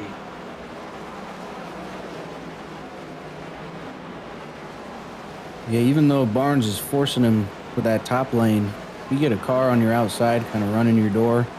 If you're the bottom car, it can really upset the handling of the car off the corner. And so even though he might be quicker, he's basically going to have to move him or kind of dive bomb him to get him out of there, or he's going to have to make a mistake. Yeah, and on screen now you see a battle for 6th, 7th. This is for 6th or 7th with Michael Wade and Andrew Allen, but still the battle for this lead is heating up. Barnes is putting major pressure on Wingfield right now. And you see Wingfield, he just can't wrap the bottom quite as good as Barnes. That right front's getting hot from running that top. We see coming up on Kime, we'll see if he does like he did earlier and uses them as a pick. And he does. Barnes uses a lap car as a pick here and is going to take the lead from Wingfield. I think you're going to see the 27 check out from here as his tires are just in much better condition compared to the 23 who's just shredding his tires. Yeah, but don't count that 8 car out though. He's right there. He could have been saving this whole run while those two are up there racing side by side. So we'll see what Holston has for these guys at the end here of this run. And Wingfield, you can just see how much wheel he's got in there. That car is tight right now. He's hitting the wall. It's got behind more lap traffic. It looks like Holston's going to use that as a pick as well. And he turns off of him. He said, I ain't getting picked again. Winkfield makes it through there. Kind of catches doors with Holston going into 3, but you see Winkfield starting to fall back here. Those tires are hot. Despite that, you can still see how strong that top lane is. You just get such a huge run. Even with those bad tires, Holston isn't just driving by him. Yeah, and back to our cutoff line conversation. Kime is now 5 down. Car in front of him is 3 down. So that's 2 laps he needs to gain any spots that he needs for this playoff cut line. If he doesn't, I believe Zukov will outpoint him to take the cutoff line. Yeah, Barnes is checking out. He really wants this side-by-side battle to go on as long as it can between 2nd and 3rd. Holston's really applying the pressure. Yeah, we see a little contact there. But it looks like Winkfield's just, like I said earlier, he's paying the price for running that top side so hard, so early. Now you're going to see Holston run the top side, and I think he's going to get a runoff here, and the battle's basically over right there, I believe. So we'll see if Holston's got anything to run down Barnes. Barnes has been sticking to that bottom all run pretty religiously, so I think Barnes is taking pretty good care of those tires. Here's our lap times here. You see Winkfield as a 15:69 compared to 15:52s of the 2 cars in front of him. So yeah, he's used those tires up. As we see, Winkfield moves to a 4.9, Holston's a 4.9, and Barnes ran a 5.8. So, yeah, Michael Wade is putting a block on Christian Barnes. He does not want to go a lap down. Barnes going to go to the bottom and just clear him on entry. It's crazy. Oh, we got a caution. We have a caution. We have some unhappy people on the radio, so we'll have to see what happened here. Somebody's not happy. Looks like Pollock got involved. We'll have to check back and see what happened here.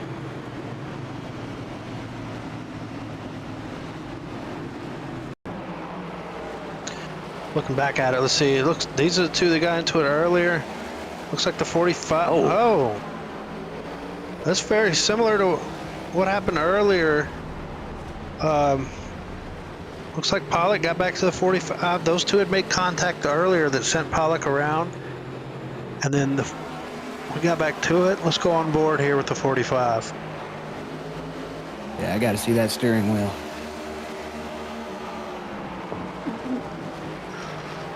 Got the Reddick Ford Mustang up here to see what goes on. Oh, yeah, he's just turning too. A right rear. That's a right hook right there. Just see the same thing as earlier. Just the corner ends and the steering wheel doesn't.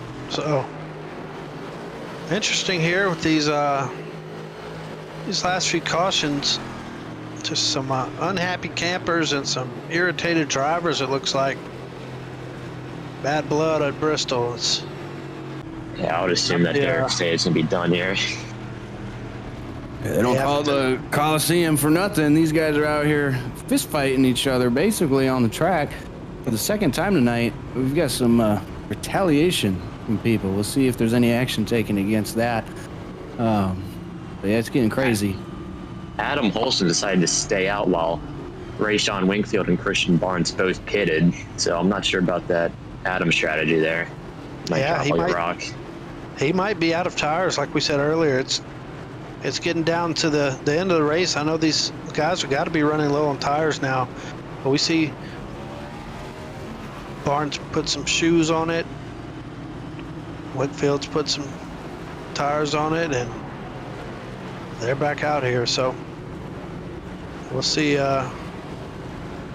We'll see how this plays out here. We've got a few guys that look like they stayed out. They might be out of tires or might be trying to save them for even later.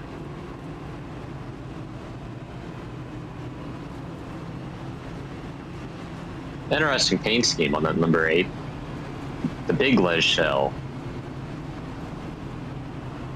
Yeah, I've never seen the big Les show, but obviously Holston's a big fan, so there's initial looks being given to this last incident, so we'll see the outcome of that. So let's go down through the lineup just kind of reflect on guys' nights so far. Leader right now, Holston. He's been up there all night, been in the mix, been a top 5 car. He's possibly out of tires. We got Andrew Allen out there. He's been in some stuff through the night, but the last half of his races went pretty decent. He's up in the mix now. He's been a top 10 car, I'd say, all night. He's had some speed, showed more speed since he's got the car fixed, of course. Barnes, Winkfield, they are heavy hitters so far tonight. They're 3rd and 4th on new tires. We'll see who can work through the old tires better, or if they have time to capitalize on those new tires. Wilson, he's been a top 3 car. He's got all damage night on the too. front end. His bumper's crushed in. Wilson. Oh, Wilson has some damage now, so that's not good for him. That's going to affect the handling of that car. That's going to make it really tight. We've got Michael Wade in the 3 car in 6th. He's been around that position all night. He just needs a little extra to crack the that top 3 speed, I think, but he's up there.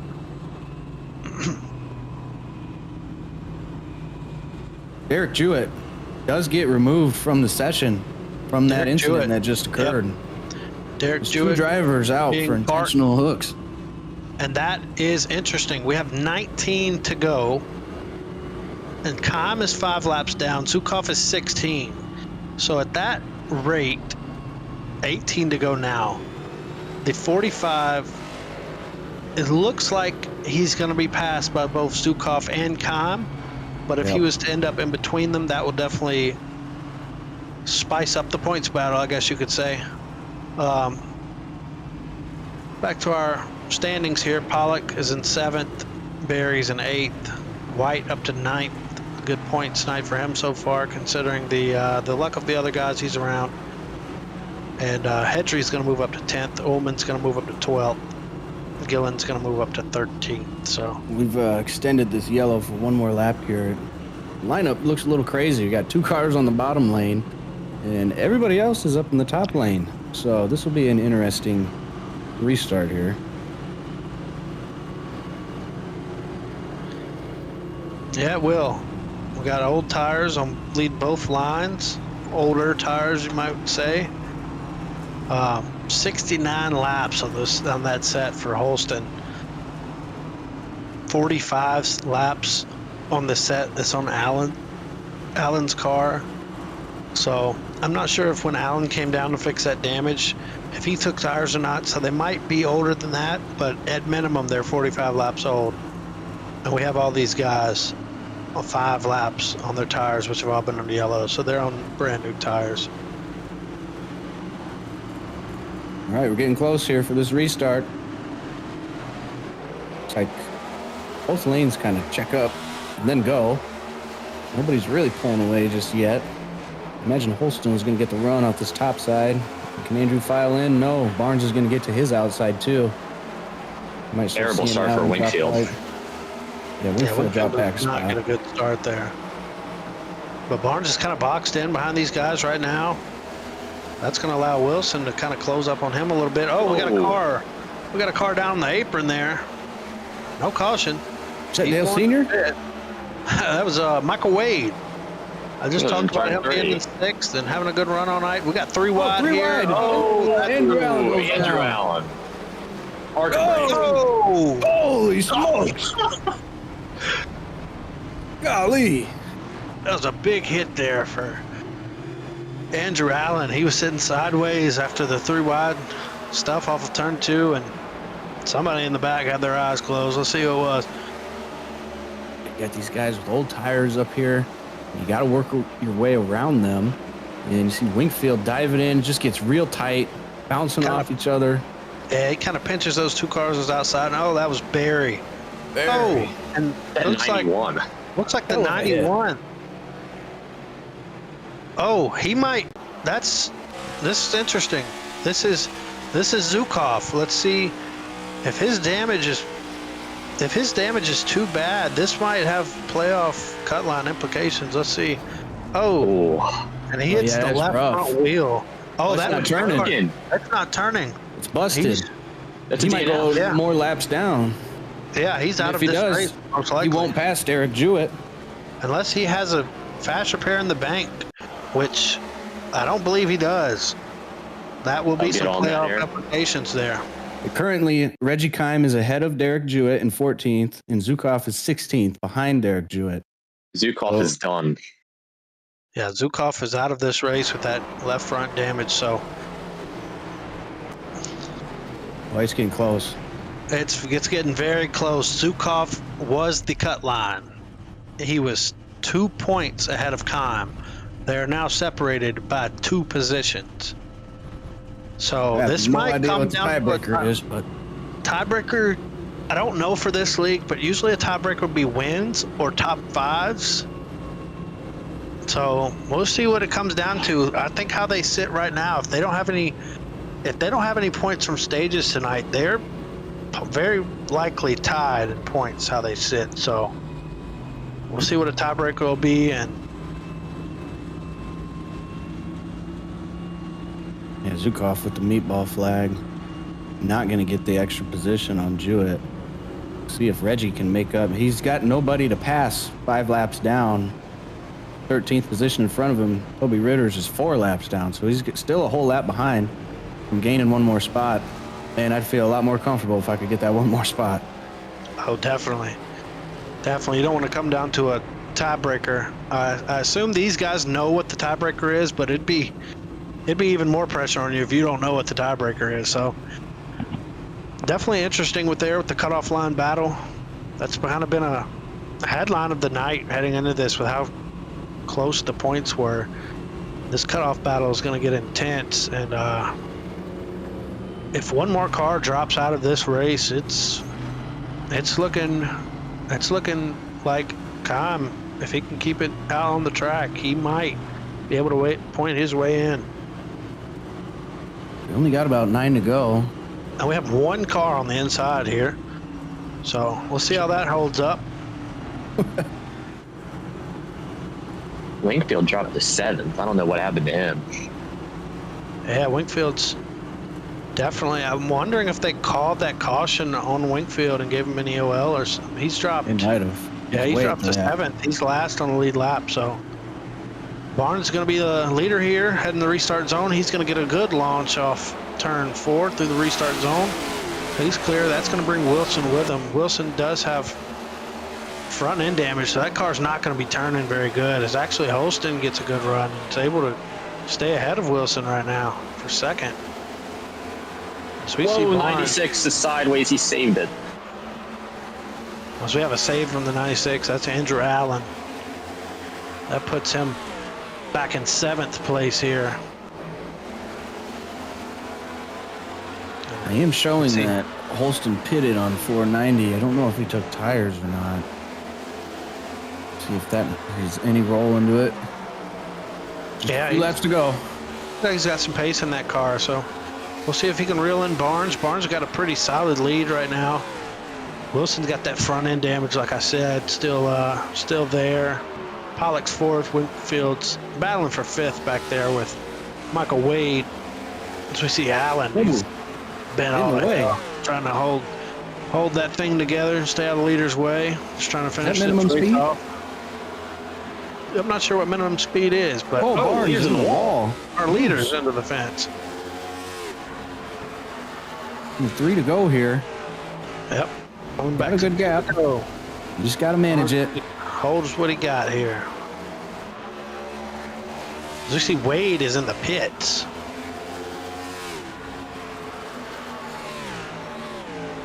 We got 2 to go here for Christian Barnes.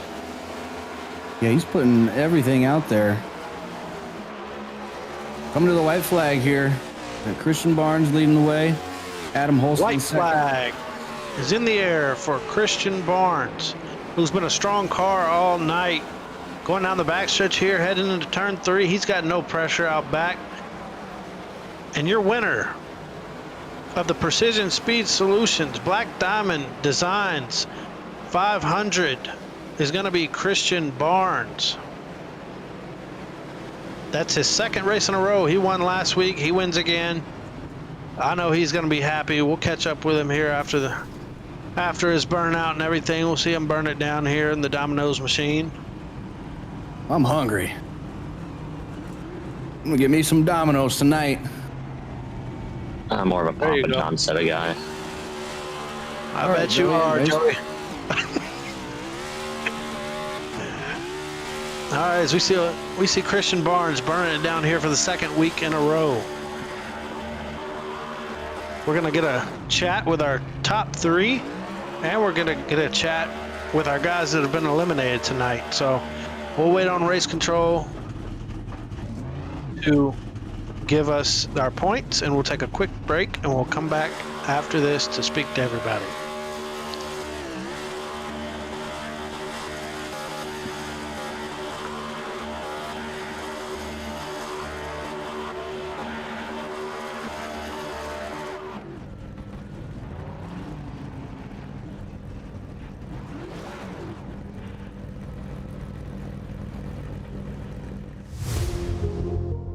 Racing isn't easy, but experiencing it is. iRacing puts you in the driver's seat with the industry's leading sim racing game. Drive on laser scan replicas of the greatest racing circuits from around the world. Go head to head against other drivers chosen by skill-based matchmaking to ensure competitive racing at every level. Compete across all your favorite series in officially licensed cars engineered to deliver the most accurate driving experience possible.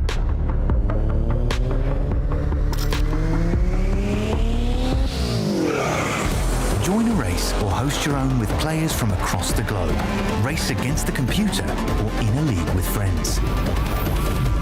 Feel the thrill behind the wheel. Visit iRacing.com.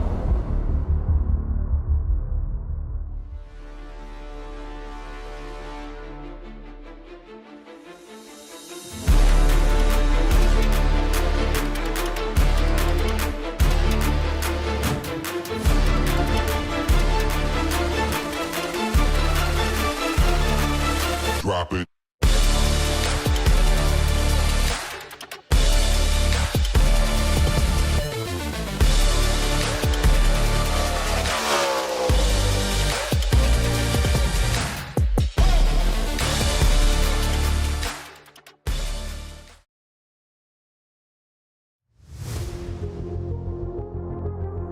All right, we're back here at Bristol Motor Speedway for the cutoff race of the round of 16 for Mystic Racing League. Here's our race results here. We're gonna have a winner, Christian Barnes. We're gonna have second place, Adam Holston. Third place, Isaac Wilson. And we're gonna speak to all three of those drivers in just a moment. Fourth is gonna be Alex Pollock. Fifth is going to be Rayshawn Winkfield. Sixth, Andy Berry. Seventh is going to be Zach White. Eighth is going to be Andrew Allen. Ninth is going to be Justin Hedry. 10th is going to be John Ullman. 11th, you're going to see Joshua Gillen. 12th was Toby Ritters.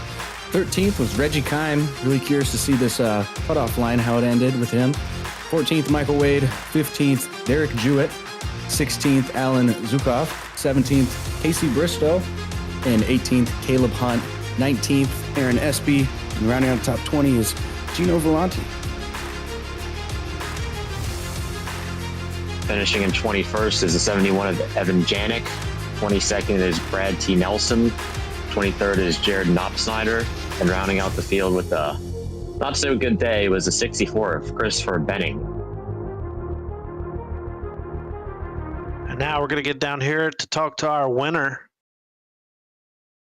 Christian Barnes. This is Alex Coffey up in the Brawling broadcast booth. You got a copy? Yes, sir, I do. Yeah, you had a really strong run out there. You showed speed all night. Started out as about a fourth or fifth place car, it seemed to be, but throughout the race, you just got stronger and stronger. Ended up bringing this thing home. How are you feeling? I feel pretty good. I felt like I had a pretty good long run car. Once we got to about halfway in the race, I felt like once we got 20, 25 laps in, I felt I had the best car. Yeah, early on, it was mostly the high side. The bottom wasn't really working as well. But as the race went on, the groove started, coming in, and the bottom became the best lane for long run. And I guess I picked it up a little quicker than some of the other guys. Yeah, you looked strong out there all night. Wrapping that bottom definitely seemed to, like you said, help you on that long run. After winning 2 in a row, how you feeling going into the next round? Oh man, I feel great. Finally got the first one, and I think, like Mystic said, once you get one, they'll keep coming. So, hoping to continue. Racking them up a little bit more. I'm kind of done with seconds. I've racked too many of those up. I just want wins now. I hear you. Definitely. Once you get that monkey off your back, it's feels like it's easier to get those next wins. So, who you got to thank here tonight after your win at Bristol? I want to thank Alex Pollock for the paint schemes. I want to thank my team, Gavin Henson and Brad at Waterforce Racing. And I also want to thank 23, the 93, 96, all the 8, all those guys for a really fun race. All right, and that was your winner, Christian Barnes. Good win, Christian, and we hope to be talking to you next week. Thank you very much. All right, Blaine, we're going to get Adam Holston, our second place finisher, up here if you want to talk to him here. Adam, Blaine up in the booth. It's a great race to watch tonight. It was a long one. How are you feeling after coming home second? I wish I could have got out there and got the win and, swept Bristol for the season, but, it feels good. It's good to lock in and move on to the next round, but, I'm chasing that win. Yeah, I know chasing trophies is pretty exciting, and it's a good mindset to have, and you might also end up chasing a championship trophy too, and it's exactly what you're doing. How are you feeling going into the next round? Yeah, I'm feeling pretty good. It's an assortment of tracks, but tracks that I can definitely, show some good speed at, and Richmond being my home track, I think I'll have to put some work in and maybe try and win that one. Of course, you got to show up for the home race, man. And hey, we had some questions up here. What is the paint scheme on your car? I've never heard of it. Yeah, it's Big Les show. It's an Australian show you can find on YouTube, just made in MS Paint, and it's actually a really good show, funny, and I definitely suggest to check it out. The Big Les show. But you made that in MS Paint. It's actually fairly well put together for being an MS Paint work. That's awesome, man. Well, anyone you got to thank here tonight? Yeah, I'll thank 5 Star Racing, 92, actually Black Diamond Designs for the scheme. Thank Ricky LaFleur and Andrew Shobe out there rooting me on in the chat. And I'll thank y'all for broadcasting the races, and I'll thank Mystic for putting on the league. Awesome, brother. Well, good luck next week, and good luck in the playoffs. Thanks, sir. All right, now we'll get our third place finisher up here. That was Adam Holston, our second place finisher. We'll talk to our third place here, Isaac Wilson. We'll let Joey Beck talk to our third place here.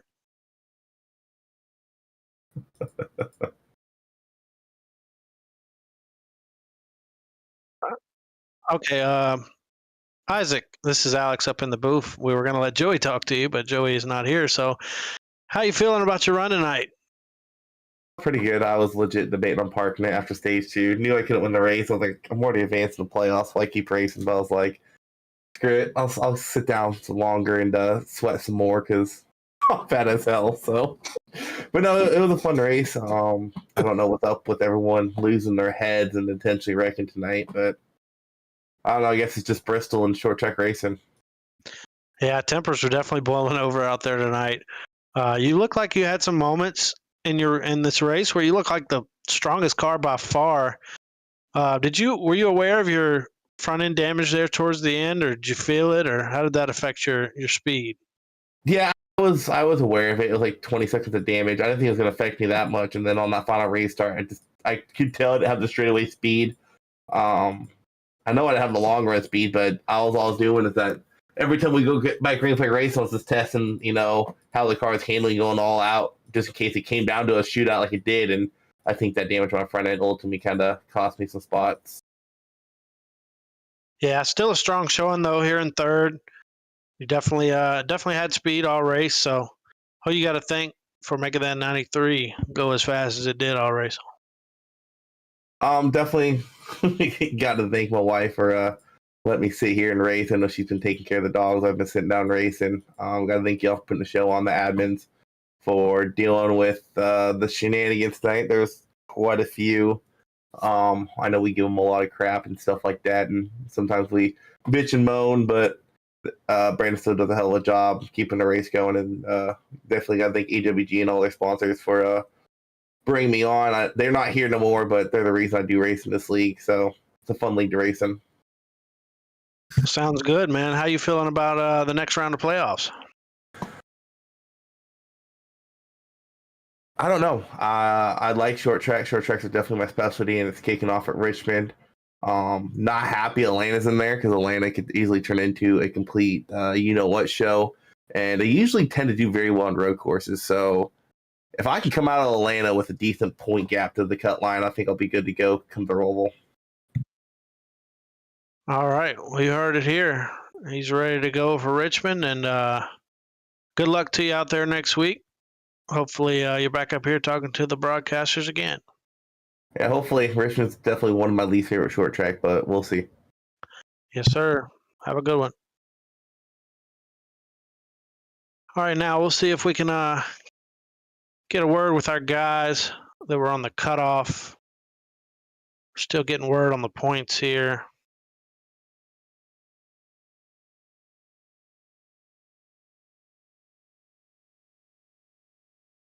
All right. Looks like we're going to get a couple.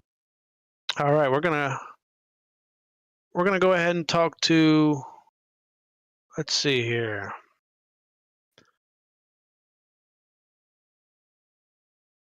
We got Reggie Kime waiting on us here. I'll get him up in here. I want to talk to this man right here. All right. Did you have the Ozzy Osbourne? Oh, Hey, Reggie. Yeah, we just talked to Ozzy Osbourne guy, but I want to talk to you, actually. Man, we're getting told that you're not advancing. What did it take? I don't know. What did you need? Well, I don't know. I think the math Yeah, still it's has to be looked at It's definitely close. because I think I'm actually ahead by 1 point. But That's what we were keeping an eye Take a on. look at. Well, I mean, once I got accidentally turned by the 77 car and the 90, I think it was the 96. I'm not for sure. I just knew some cars just, I guess they didn't see the caution come out and it totaled me. So I had to go use my fast repair, and then another caution came up. A guy started to come down. I locked the brake up and hoping not to get much, and just got retotaled again. So I had too much damage. I was driving with a wheel that was probably 15 to 20 degrees off because I think at least one toe leak was broke, maybe both. Who knows? So, but I mean, it was a good car for most of the part. But I mean, sometimes you're the bat, sometimes you're the ball, and honestly, this round I've been the ball more than the bat. Getting wrecked twice, pretty much every race so far. So it is what it is on it. So, but we'll see. But I mean, hey, it was a decent run until it wasn't.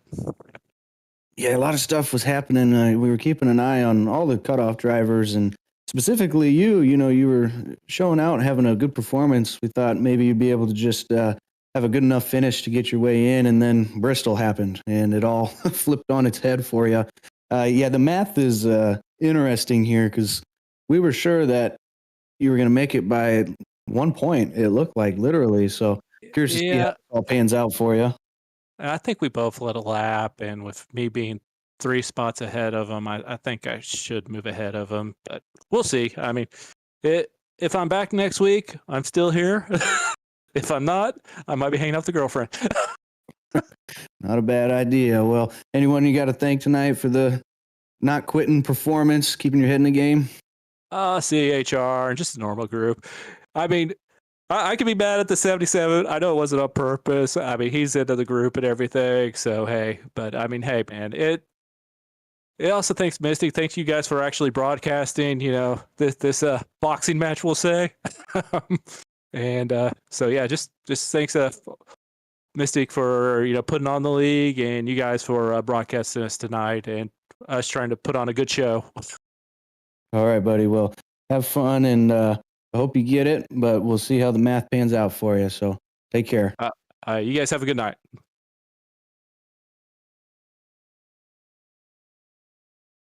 All right. Well, that was all the guys from the cutoff that we have. I think a few of them left a little early in the race, and so that'll be all the interviews for tonight. Next week, we have Richmond. That's August 29th at 8 p.m. here for the Mystic Cup Series, the Mystic Racing League, Octane Outlaws Cup Series. Richmond is definitely a hard track. I wouldn't say it's quite as intense as Bristol, but it's very precise based. You have to hit your marks every lap. If you miss your marks at Richmond, you're losing a big chunk of time. So interesting to see which one of these guys is going to come out on top. We'll see if Barnes can go 3 in a row, or if we can get a new winner, or who's going to lock themselves into the next round once the points reset. Blaine, do you have any final thoughts? Yeah, it was definitely a brutal fight out there tonight. We had a lot of guys on the cut line get out early, not even have a chance to try to recover, and we still got that battle going on between Reggie Kime and Alan Zukoff, so I'm curious to see how that all pans out, to see who did make their way into the next round. And Richmond is almost just as tough as Bristol. It's more short track racing. You might see some more steamy events happen next week. All right, Joey, do you have any final thoughts here after Bristol tonight?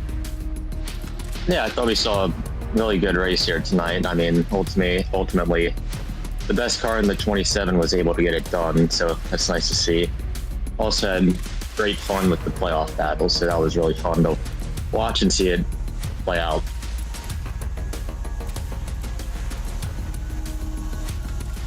All right, well, this has been a Balling TV production with my co-hosts Blaine Wilson and Joey Beck and producer DJ. This is the Mystic Racing League Octane Outlaws Cup Series. This was tonight the Black Diamonds Designs presented by Precision Speed Solutions night race at Bristol. Next week, like I said, we head to Richmond, and it'll be a good race there too, I'm sure. So signing off here tonight, Balling TV. Hope everybody enjoyed the show, and y'all have a good night.